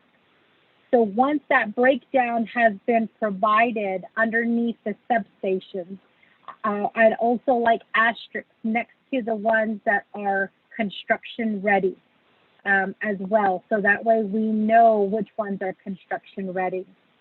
And then the DPS dispatch building, we do need, I know that there are proposals for Eastern and Western. Maybe just a brief explanation that that particular project, that no location has been selected, aside from one dispatch center will be located in the Eastern and one dispatch center will be located in the Western. And then once that is all completed, we'll need a new subtotal underneath each one of the categories, and then we'll also need the grand total. So what I want to do is, once we get that corrected, once we get this draft document corrected, what I would like to do is send that out to the entire 24th Navajo Nation Council, and to schedule a work session prior to this legislation going before Nabikiaskit. Because what will happen is, if you have 2 delegates who do not want this legislation to proceed forward, those 2 delegates will motion and second for this legislation to go to a work session. And that's really, I guess, a way that council basically says, yeah, we don't want to consider this. I really hate to say that, but in most cases, that's been my understanding is whenever we send a legislation back to a work session, it's really just to, stall. In some cases, it may be, to get more information, but what I'm trying to do is provide as much information as we can ahead of time. That way it'll move along the project. So at this time, we do need this legislation or this document corrected. So again, we may have to, at the next Law and Order Committee, discuss a work session with the entire 24th Navajo Nation Council and say that this is what we're going to be requesting for ARPA funds. And I know that the questions are going to be, one, they're going to need a complete breakdown for each of the costs. Two, they're going to know where these buildings are going to be located within which community. Three, operations and maintenance will also be discussed. And four, we're going to be talking about, do we have enough, enough personnel to man these buildings? So we're just a gist of the questions that were asked in the January 2020 work session prior to COVID. So that brings us, so again, we will have to discuss this work session as a means of strategizing to make sure that this legislation does go through. And then the second thing that I do want to inform the committee of is, and then also Chief Justice Jane and Director Delmar, is the Law and Order Committee has been working with the Bureau of Indian Affairs Office of Justice Services. We do have a new OJS director. I believe his name is Jason O'Neill. Director Delmar, I'm sure that you have had several meetings with him already, but we have met with him to discover the option of entering into a 105 L-Lease program. The 105 L-Lease program, basically the best way that I can describe it is Navajo, you build it and we'll lease it from you. Part of that lease includes the operations and maintenance. This program was discussed heavily at the Tribal Interior Budget Council meeting it was August of 2019 when we were in Alaska. At that time, the program was so new, there was only one project that had been approved for the 105 L-Lease program. And that was I believe it was a school out of Arizona. So since August of 2019, there have been two other projects that have been approved for the 105 L-Lease program. So there's been a total of 3 projects. All 3 in the state of Arizona have been approved for the 105 L-Lease program. At the Tribal Interior Budget Council meeting, again, we did have this discussion in August of 2019. We had another discussion in November of 2019, and we recently, again, had a discussion at the most recent Tribal Interior Budget Council meeting. We have been working with BIA OJS to talk about this option. Again, I think it will save the nation, obviously, a lot of money because it's going to cover the infrastructure needs of the Navajo Nation and also the operations and maintenance, which is a huge part of the infrastructure bill coming from the Navajo Nation. One of the requirements that BIA did state is they have to be involved because they're only allotted a certain amount of money per square footage. And I believe at the January 2020 work session held by Navajo Nation, BIA was present at that time. And I believe that they stated only 40% of the operations and maintenance costs is covered. So we need to make sure that with these buildings, we're not overbuilding and that BIA is involved so that our operations and maintenance will be covered. So Law and Order at this point has been trying to cover all of our plates at this time. to ensure that not only do these projects get approved by the Navajo Nation, but two, that BIA would be willing to lease and cover the operations and maintenance costs for these infrastructure as well. During our meeting with BIA, we did have Department of Justice available and on the line, and they were supposed to provide us some more information. But with that, we will be having an upcoming meeting. I believe that Carlisle Begay has sent out an email asking when we can have this meeting, because BIA is ready to present to us information regarding the 105 L lease program and the procedures that are required to get this process going.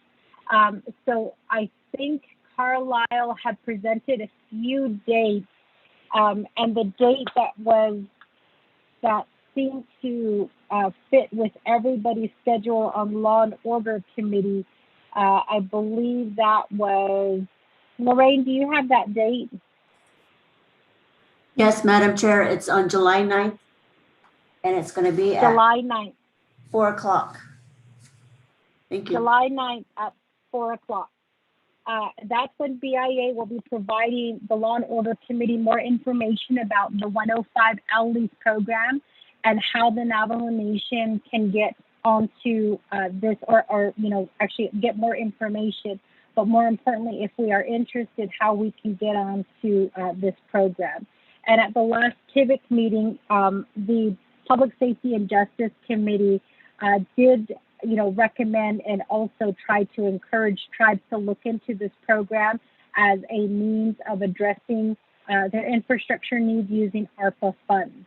And BIA said that they are open and willing to start having these discussions. So that kind of covers the operations and maintenance, and also the leasing that would take place if BIA does take, if we do enter into the 105 L lease program with them.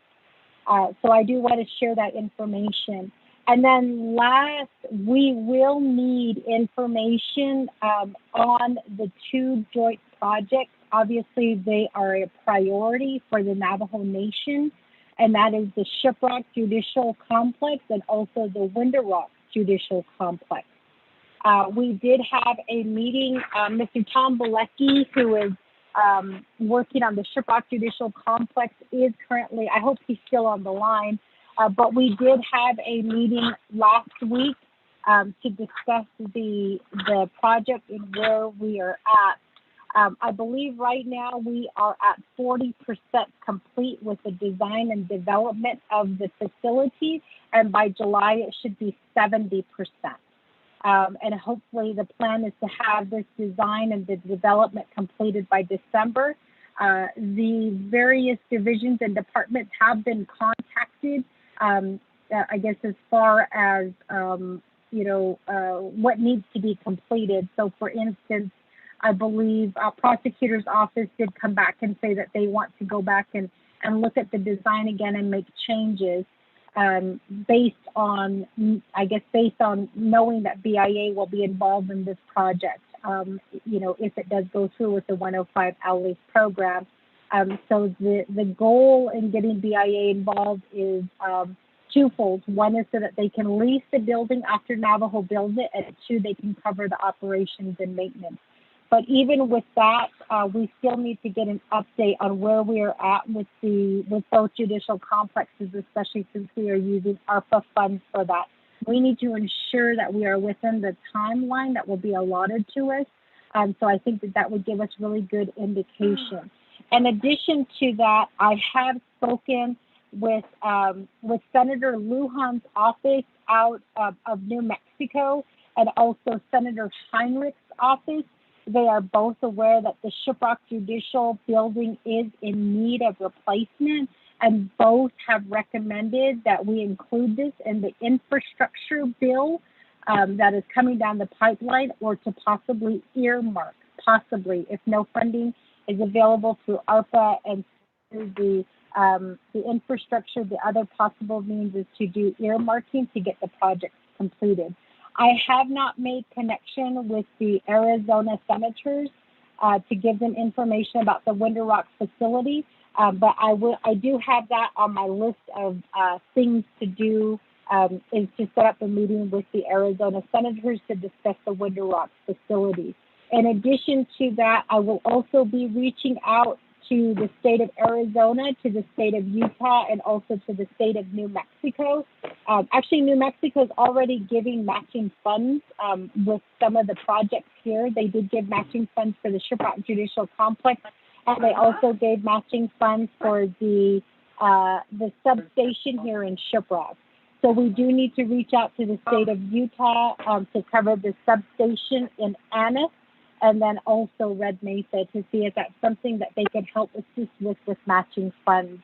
In addition, we also need to meet with the Arizona state representatives to see if matching funds are available for the rest of the substations that are available there in Arizona. So again, committee members, I'm asking you to look at your calendars, because this may require us to have to travel to, I believe, the capital in Utah and also the capital in Arizona to meet with the representatives, and then also schedule teleconference calls with the Arizona, New Mexico, Utah representatives and senators so that we can inform them of this big project that is happening.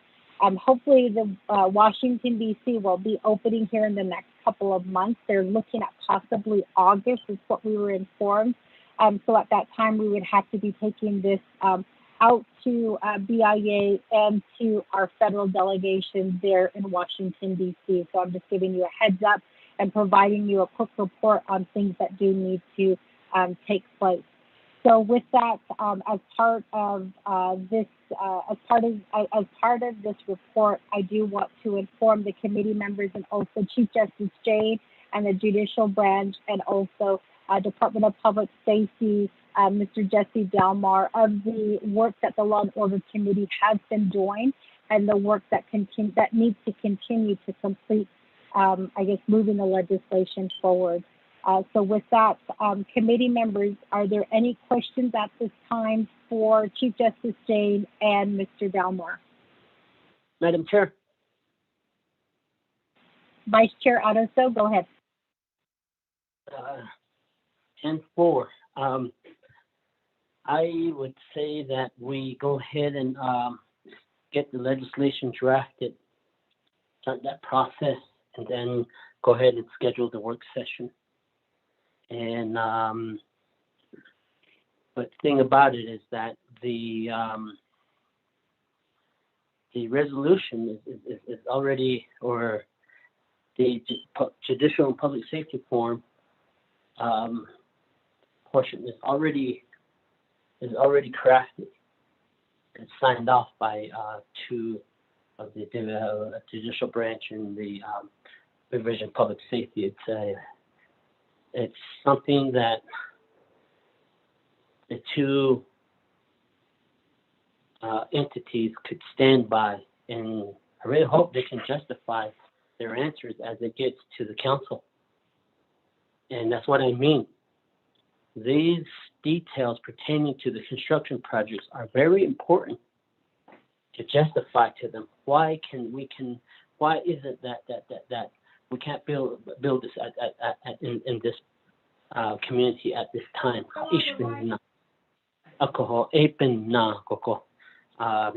think just go ahead and move forward with the legislation, and we need to get this moving, because the monies are going to be identified by ARPA. And with that, we're going to have to start looking at how we're going to put these projects in priority. How we're going to prioritize these projects in ARPA. And I know we got that figure, $346 million wish list there. But what I'm getting to is that what is the really hope that the judicial branch and public safety can defend what they have signed to today. This is not the council saying, this is the list. This is a list coming from our experts at the division level, the program level, who I hope really thought things through. Because when council starts asking these questions and they start chasing the programs into a corner, all I'm going to see is, oh, okay, we'll add it on for you. I really hope you're there to say, no, we can't because of this. Even this project's not viable because of this. This is the problem. This is the issue here. You already came together as a Chief Justice and as the Division of Public Safety. You signed off on that list, and just need to make those small details what our project ready. And I think off of that, that's what we could run with at the beginning of as we start talking about the ARPA money. We will get some dollars out there, because if we don't have this ready, we're just going to be going in circles and circles and circles and piecemealing things, and we're going to be dealing with deadlines and issues like that. But I think in construction ready,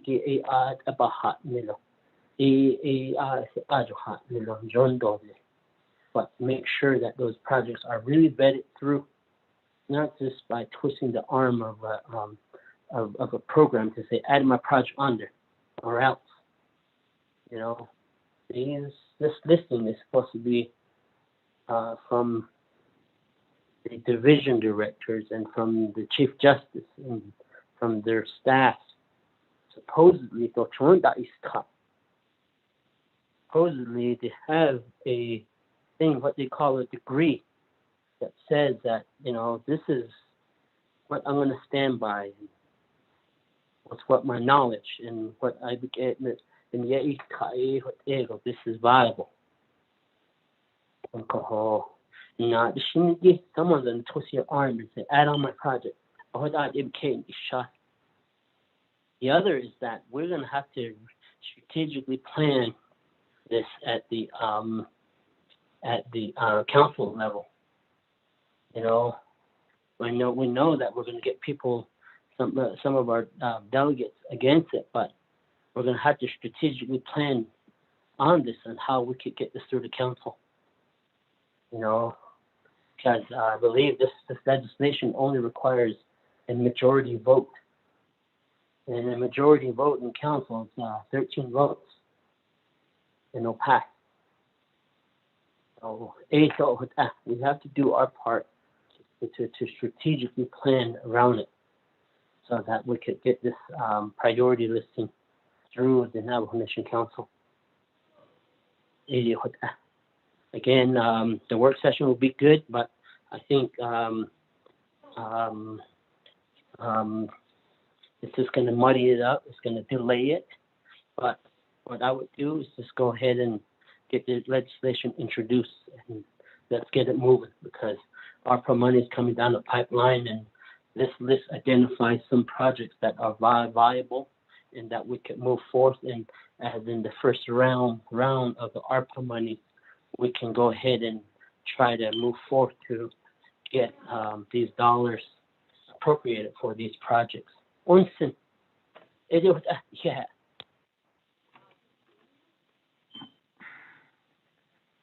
Thank you for that, Vice Chair.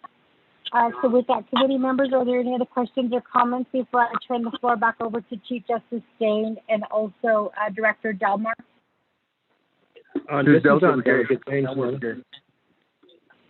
Delegate Vince James, and then Honorable Eugene Stowe.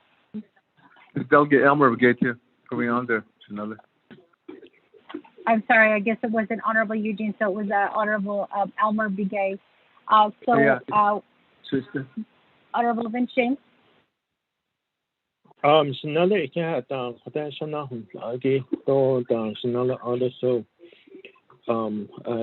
Yesterday, though, I do feel that we do need the work session. We have several priority listing that was provided by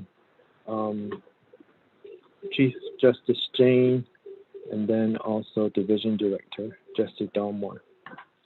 The budget fund either.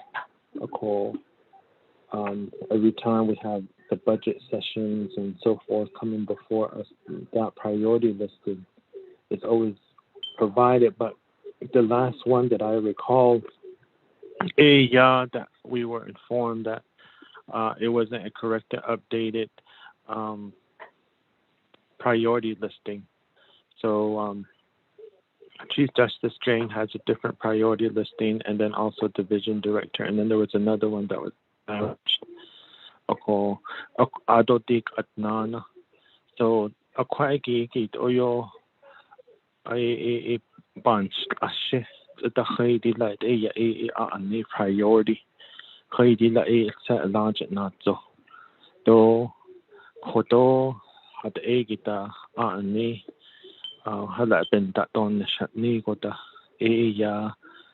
these are the designs dik at quite Italia, the engineering stuff Italia, Ado begin it the drawing begin it Okotat ego to not so ni hitch coordinate that's to oko ela to even nashet ashot ayat ehodan height Ado listen Ohotat ehina sos ni hitch ba hatch do don't hitch call ainda the Benatil Kito, Han, she on the Hikiston, the Hitch, Linda.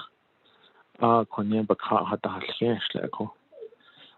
Heidi Lada Ani, which one is it that we really have the actual information for the construction that can be started tomorrow? Hardela, not Sosanella. What are need 8 or Nil don't hit Kolia Goship and Natchet La Bohanetza during the priority listing. Oko do inlay that committee meetings do council do added amendment to keep it indeed is the dot list Oko la betahas on Stoughton John the construction ready, dik account blueprints, dik on designs, and then dik adultho. Chokot ao betahas on the hotat a hedo, dona kin law ban saha case at all list, dona kin law, codon hebeshmas, anabeltanasi tani, hot a dona kin law yan sa case at all list. Adonana and he launched not on in the Niki President Nezo, which at the scans don't list by lance late though. A coco hot ao. Papi Naznelo. What are la Bohanetza, Chokot Echo, what are issues open natchet, Kodo, work session, it only, Doben natchet. What are the heist, go the pen natchet, Kodo, Ado Dahin, and what are by yield kit or list. Public safety door, Nana traditional branch, Oko. Ado Dahin, and a decona tossing, decota hot, a decota quite honest cohort, the name on the in Hapo Hanetza.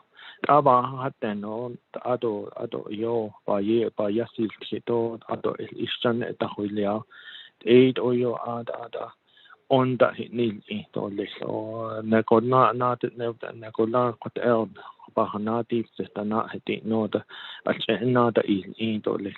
Edo down, Decona not no than lay staff and not there, Nihich another in Dolly. Oko Benia, the Disney Lobenia, Aya did Sistole, base a unique Dolly, Benia, Aya Ecuador work sessionigi, Yens Kito Lesto. And then if I'm in order, I would like to make that motion to see if we can schedule a work session. What area would I be hostile?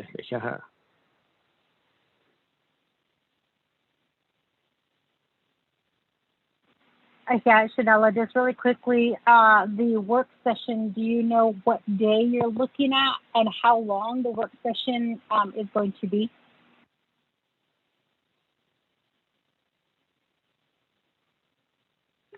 Han think the big session. I think that I think so. What out a not at 8 asking for a non source in that big source. But a lot, yeah.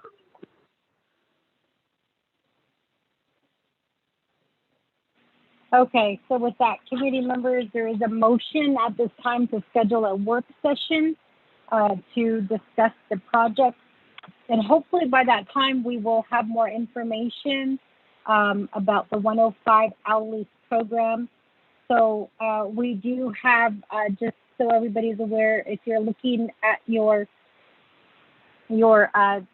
next week's schedule, I think this week is a little bit too late to schedule a work session, since tomorrow we do have a public hearing or a public forum regarding public safety in Chinle, and that's probably going to be the full day. I don't know what your schedule is for Wednesday. On Thursday, I believe at 10 o'clock we have Nabikiyaske. And then we do have some time on Friday, but I already have meeting schedules for this week. Next week, we do have the 29th open. And it looks like we have pretty much all next week open. So committee members, are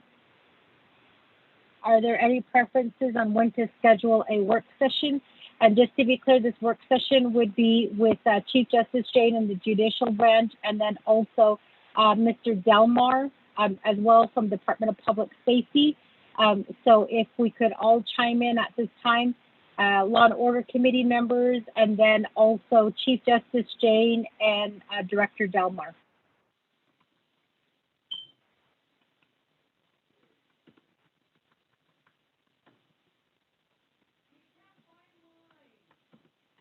Madam Charles Newton, this is Chief Justice Jane. Chief Justice, go ahead. Thank you. Thank you, Madam Chair. Thank you very much. When we email?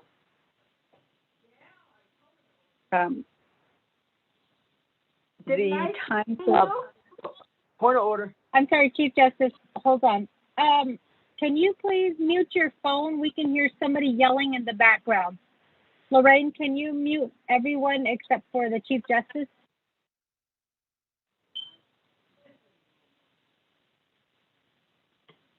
Thank you very much, Madam Chair and members of the Law and Order Committee. This has been a very, very good meeting for sharing some of the information that is required to move forward all of these projects. Thank you very much, and thank you for reminding us to look at certain factors. So thank you. With that, we look forward to a work session, and the 29th, that's the day that a judicial conference has already been scheduled. So the 29th is the only day that we would not be available. At least I would not be, and I would really like to be in on the work session. The judicial conference is a conference of all the judges and the justices, and we have it on a quarterly basis. So it has been scheduled.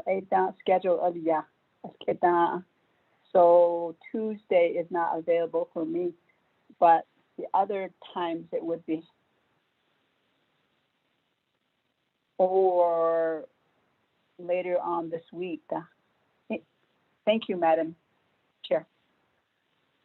Thank you for that, Chief Justice. And the other thing, committee members, is with this work session, I will be asking that the committee members that we meet at the Law and Order Committee building. So there would be the four of us, and then if the Chief Justice and also Director Delmar, and I think everybody else can be a part of the meeting via teleconference. And the reason for that is we do need to all be on the same page and lay out which projects we need to include. So I think we're going to need a whiteboard so that we're all on the same page. So I'm just going to let you know that this work session will be in person. I believe that we can have meetings. All of the, I understand that all of the delegates have been vaccinated. I'm pretty sure that the Chief Justice and also Mr. Delmar have also been vaccinated as well. And we wouldn't be over, I believe I think is at 15 people can be in a building. But I think with the 6 of us, that should be enough for us to be able to distance ourselves and also be on the same page and have people call in via teleconference. So we know that June 29th will not work for the Chief Justice. I'm going to say that more than likely July 2nd, I know that there's going to be a lot of people who are going to be out during that time because it's right before the 4th of July. And I believe that the July 5th, that there's probably going to be people taking off or who have already put in their time to be, to have that day off. So, and then I think we may have July 7th, but it will be before the 105 LE meeting. So the other option is we could have this work session on July 13th.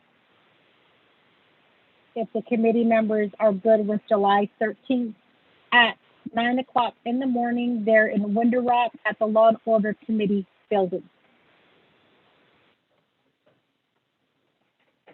Committee members, are we good with that time and that date?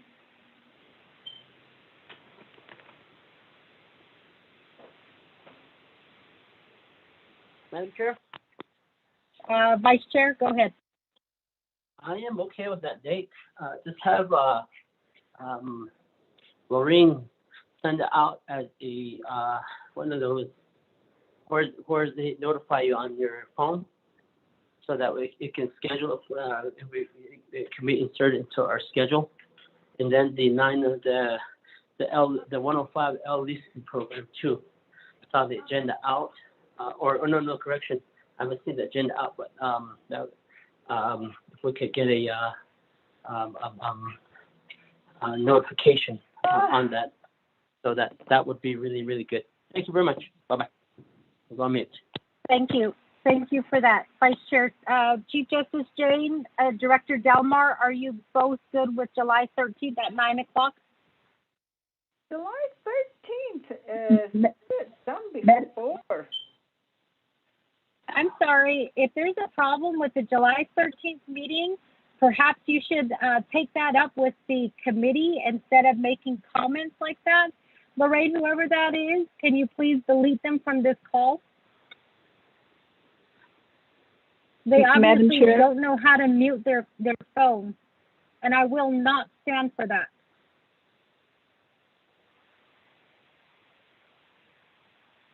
Madam Chair, this is Chief Justice Jane. Chief Justice Jane, go ahead. Thank you. July 13 does work for me and staff. Yes, at 9 a.m. Thank you. Thank you. And just Madam for Chair. clarification, go ahead, Mr. Delmar. Madam Chair, I'm good with that too, July 13th at 9 o'clock, in person. Thank you. Thank you, Chief And Justice, we're all, and thank you, Mr. Delmar. And we're vaccinated. Perfect. And also, Vice Chair, thank you. So Mr. Cook, Troy Cook, I think that will give you plenty of time to start working on drafting the legislation. And on the 13th, the plan will be, upon completion of that meeting, all of the information for the judicial infrastructure, we can go ahead and include we will be able to include the entire budget amount. Also with the breakdown, we'll also be able to include all of that information. So the legislation will be ready that day, and we can draft it on that same day upon completion of our meeting. Mr. Troy Cook, will that work for you?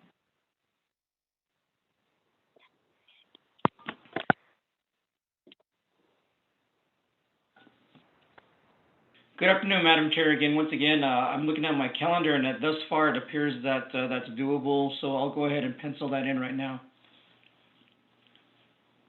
Great. So the Law and Order Committee has agreed July 13th at 9 o'clock in the morning to have this work session. And this work session we will also include the 24th Navajo Nation Council to take part in this conversation, so that we will already have everything ready and the legislation will be ready to drop. So are there any questions or comments at this time, committee members? If we're good Madam with Chair. that, we do have a motion, Chair. but we need a second. Madam Chair? Vice Chair Otto, go ahead. Thank you. Yes, July 13th, I do agree. And if we invite the whole council over, if it's an in-person meeting, the spacing that's required by CDC, maybe we can resort to a larger building. Maybe see if the council chamber is available. That way, we have additional seating that members could come into, and still adhere to the CDC guidelines. Thank you. That is an idea. Thank you for that, Vice Chair. Lorraine, can we go ahead and get that memo out today? Actually, upon voting on this, I think we can go and get the memo out. So again, we do have a motion to schedule a work session by Honorable Vince James. This work session will take place on July 13th at 9:00 a.m. The work session will include the entire 24th Navajo Nation Council, because obviously the infrastructure buildings listed will be presented to the entire council for their input and their feedback. So at this time, we do have a date. We have a time scheduled. The location will be determined based on whether the council chambers is available at that time. Chief Justice Jane and also Executive Director Delmar both have agreed to the date. So with that, committee members, we do have a motion on the floor. We need a second. Otto will second that. Thank you. Second made by Honorable Vice Chair Otto. So with that, committee members, we'll go ahead and, if there's no other questions or comments, we'll proceed forward to the vote.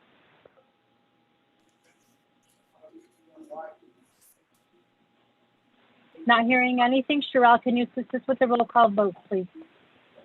Honorable Vince James.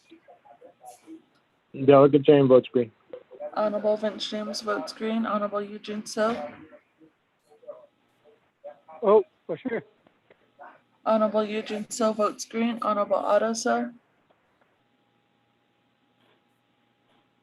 I vote green. Honorable Otto So votes green. Honorable Edmund Yazzie. Honorable Edmund Yazzie. Honorable Madam Chair, Charles Newton, you have 3 in favor, 0 opposed, 2 not voting, which is including Honorable Charles Newton not voting and Honorable Edmund Yazzie absent. Honorable Madam Chair. Thank you for that, Sherelle. Lorraine, if we can go ahead and get that memo out today. I don't believe that anything is scheduled on that day for speakers' calendars. We want to make sure that we do have that day and then also council reserved during that time, and we want to get it on the delegate calendar as soon as we can. So if we can get that memo out, that would be great. Again, this would be the Law and Order Committee work session regarding the Judicial and Department of Public Safety infrastructure priorities and listings that have been provided to us. In the meantime, this listing will be updated and corrections will be made so that we have a more, more thorough document that provides more information about the location of these infrastructures. So with that, I know we did have Honorable Elmer Begay, who also wanted to speak. Delegate Begay, the floor is yours.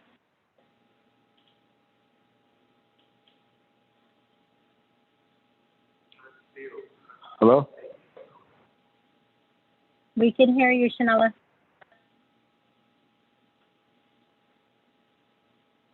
Am I on the line now? Go ahead. Give my report. Yes, go ahead. The floor is yours. Okay. Yeah, it's another. This is Delegate Begay. Are those members of the Law and Order Committee too? I thought Kodoya, I just wanted to agree on the the consideration on having a work session on the judicial complex and public safety construction.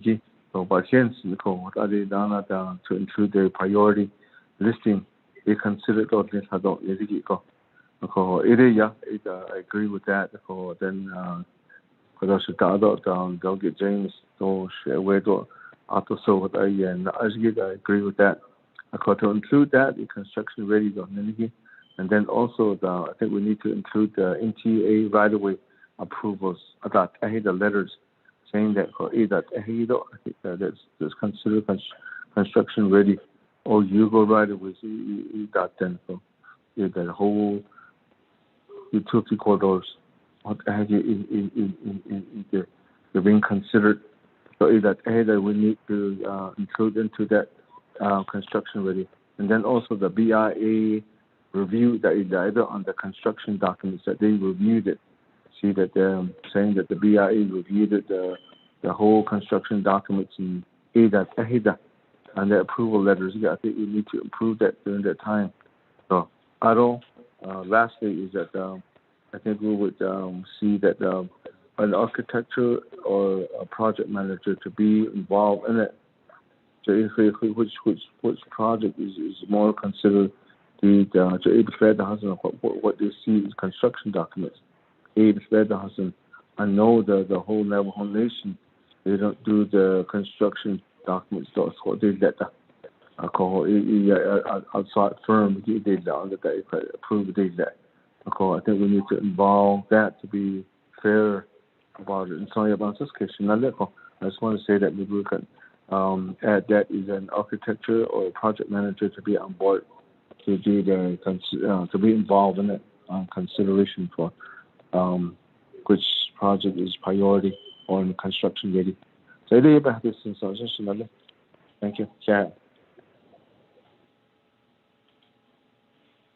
Yeah, Shanella. And just so you are aware, Shanella, we did talk about the Delcom project. There are some changes that will be made to the document that was discussed on the record. And I know that you don't have a copy of that. I don't want to give you a copy at this point, Shanella, only because there's some changes that do have to be made. So once those changes are made, then we'll go ahead and forward that information to the 24th Navajo Nation Council. So you'll get to see, one, which ones are construction ready, and then two, a breakdown for all of the facilities, the costs, and then also where these facilities will be located. So hopefully that information will provide a little bit more clarification to all of the delegates whose regions or whose areas are affected. So with that, committee members, are there any other questions or comments at this time? Another. So just again, can I do a follow-up on that question? Yes, go ahead. Again, another though, members of the Law and Order. That document, do you think you can send it to me today so we could be more aware of who's making these decisions and based on what is, and we need it as soon as possible. But we're having a district meeting tonight for District 7 again, and then also I'd like to have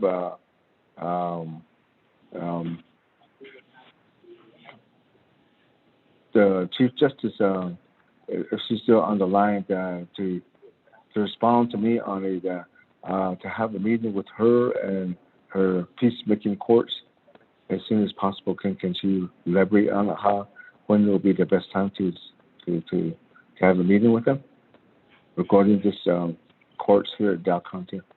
Thank you. Yeah, Shanella. So I will say, as far as the document goes, no, we're not going to send that out because it's not ready. So I will tell you right now, Delcon is not listed on there, but that doesn't mean that Delcon is not going to be a part of this project. It's just not listed. And that's why I'm saying, they're going to go back and they're going to fix the document one more time. And then once it's fixed, they'll be able to send that out. As far as the request from Chief Justice, I'll go ahead and turn the floor over to Chief Justice Jade. Thank you, Madam Chair. Delegate Begay, thank you for that question. I will get in touch with our peacemaking program and then also with Del Concord. And yes, certainly I am sure that we can get a meeting together as soon as we can. Thank you for that comment and question, Madam Chair. Thank you for that, Chief Justice. Committee members, are there any other questions or comments at this time? Madam Chair? Vice Chair Adoso, go ahead.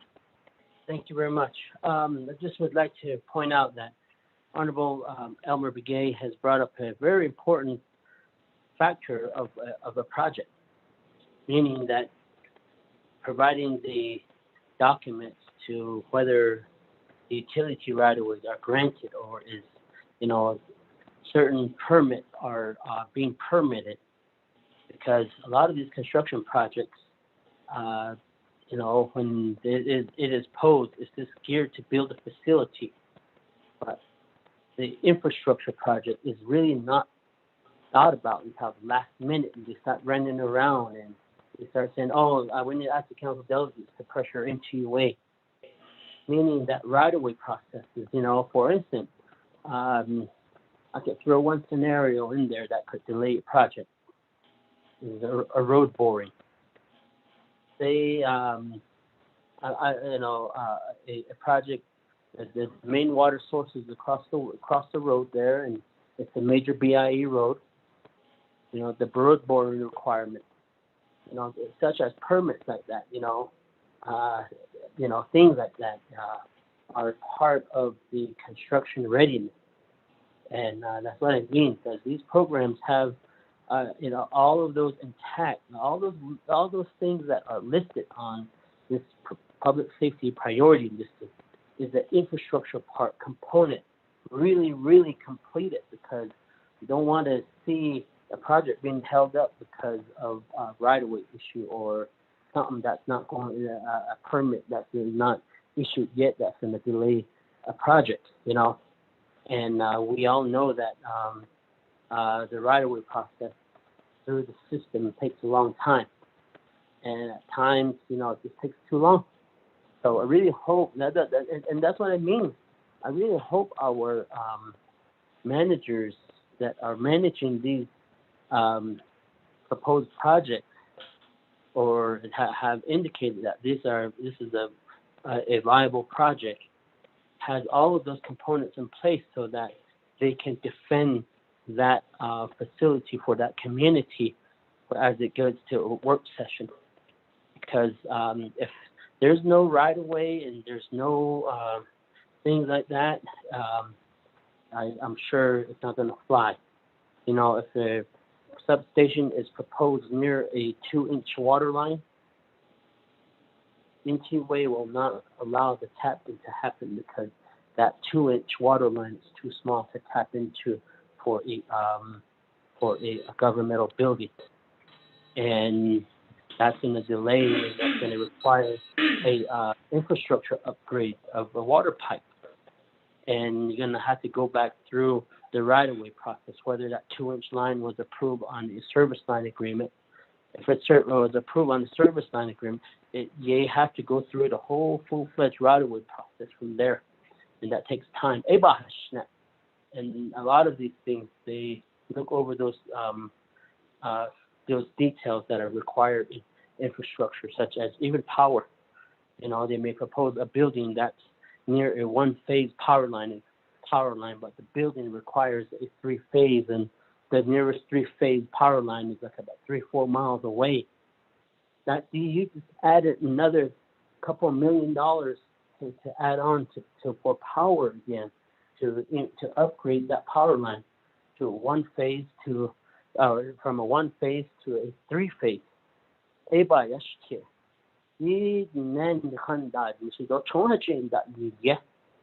really hope that all of these components are in this readiness, which they identify as project ready, that's on the listing here.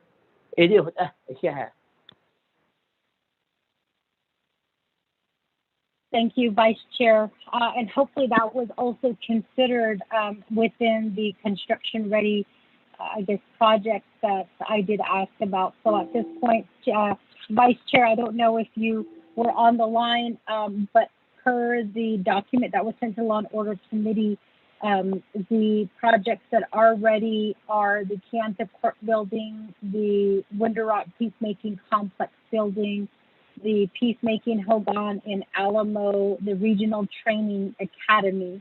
All of those have been identified as construction ready. Now, Delegate Elmer Begay, I know you're listening. Again, Delcon is not on this list. It is on the list, but it's not named. So that change has to happen. So I don't know. I mean, I don't want you to think that Delcon is not on the list. So that correction has to be made.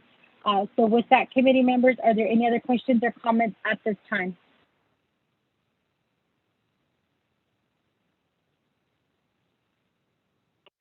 Okay, not hearing anything at the time when the report was provided. Honorable Eugene So, go ahead.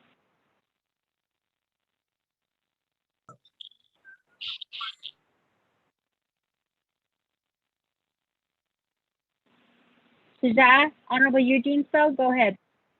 Okay. I was wondering why we're suggesting for a work session and then we're asking all these questions right now. Maybe we should ask it until then. Oh yeah, so National Diagrams better has what we're talking about, and also I guess we know what the project ready is too. They know about this case or Jason's. Thank you.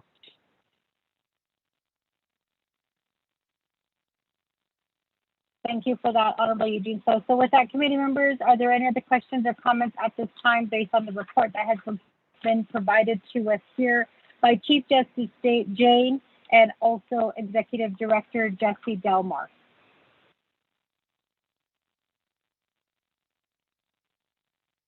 Not hearing anything. I do need a motion and a second, committee members, because at the time when the report was provided to us, that we did not have a quorum.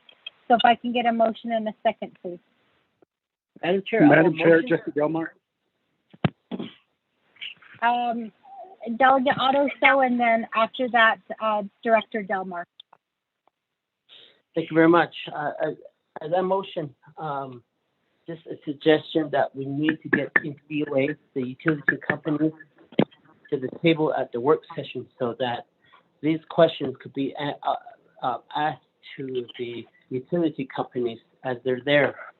As you know, for instance, if it's a project pertaining to the public safety, there at for instance, let's go to Delcon, and Elmer says it's construction ready, and we have NTUA on the at the table, and we can ask NTUA, is everything in order for a utility connection for Delcon? Are we ready to go? So those things could be asked, and that way they can get that information to us there so that we can really identify what's really construction ready, because there may be a project that's still going through the system that's on there and on the listing, and still that, maybe judicial branch didn't reach out to to NTUA pertaining to maybe with the water hookup issue at Kayenta. I don't know. That way we can get to the nitty gritty. Where are they really at? Because to me, I just think they just threw this together and said, "Oh, this is ready. This is ready." But I guarantee you, there's flaws in there that's going to delay. That's going to have project delay. That's going to add project delay mixed to all of the projects, and I guarantee you, that's what's going to happen. And they're going to be running around, and someone's going to come to the committee and say, "Hey, can you guys talk to NTUA for us? Declare we need this part moving. They're too slow. They're doing this." So we want to make sure that the managers do their job there. Thank you. Thank you, Vice Chair. And just so the committee is aware, RDC is currently meeting with NTUA and also Land Development Office on the rights of way and other issues, so that they can also be prepared for ARPA. So I think they're planning to do like a blanket legislation to cover all of that.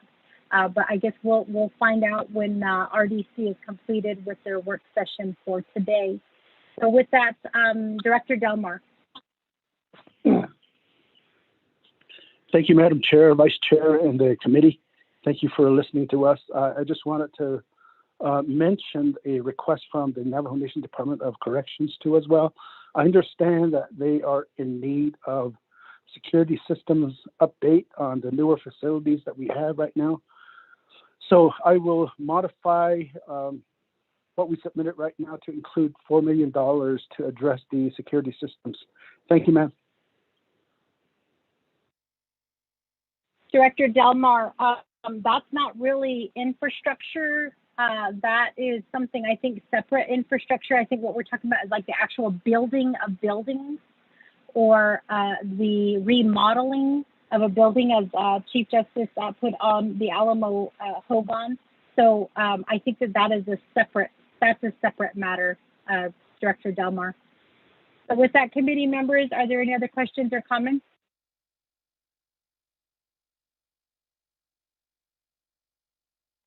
Not hearing anything, I do need a motion and a second to accept the report for the judicial public safety infrastructure facilities.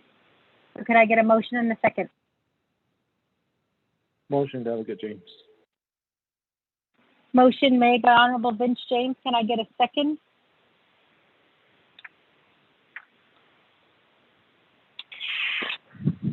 Second by Vice Chair. Second by Vice Chair Otto So. Committee members, we did go through questions and comments, so I'm going to go ahead and call for the vote at this time. Sherelle, can you assist us with the roll call vote, please? Honorable Vince James. Delegate James votes green. Honorable James votes green. Honorable Eugene So. Oh, thank you. Honorable Eugene So votes green. Honorable Otto So. Vote green. Honorable Otto So votes green. Honorable Edmund Yazzie. Honorable Edmund Yazzie. Honorable Madam Chair Charles Newton, you have 3 in favor, 0 opposed, 2 not voting, which is including Honorable Madam Chair Charles Newton not voting, and Honorable Edmund Yazzie absent, Madam Chair. Thank you for that, Sherelle. So with that, with a vote of 3 in favor, 0 opposed, 2 not voting, we'll go ahead and accept the report. Chief Justice Jane, Director Delmar, thank you for your time. You are hereby excused. Thank you, Shahad. Thank so you. With that, committee members, we do move down to item number 6 on the agenda, old business. There is none. Item number 7, new business. There is none. We are at the close of the meeting, but before I ask for a motion and a second to adjourn, can we? Are there any announcements that need to be made at this time?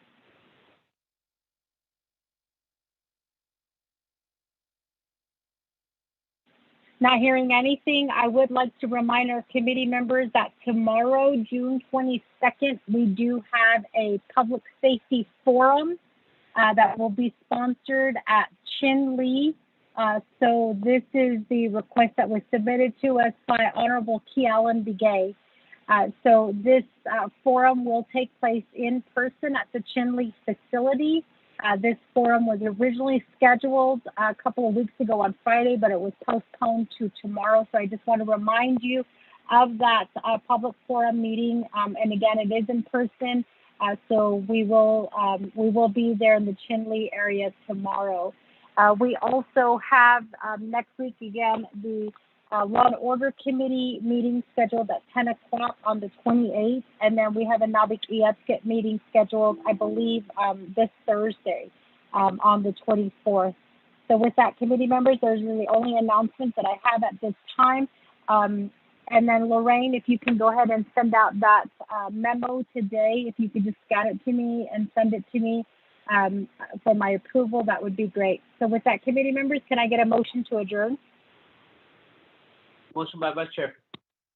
Motion made by Honorable Otto So. Can I get a second? Second, Delegate James. Second by Honorable Vince James. So with that, committee members, if there's no other questions or comments, we can go ahead and proceed to the vote to adjourn. Cheryl, can you assist us with the roll call vote, please?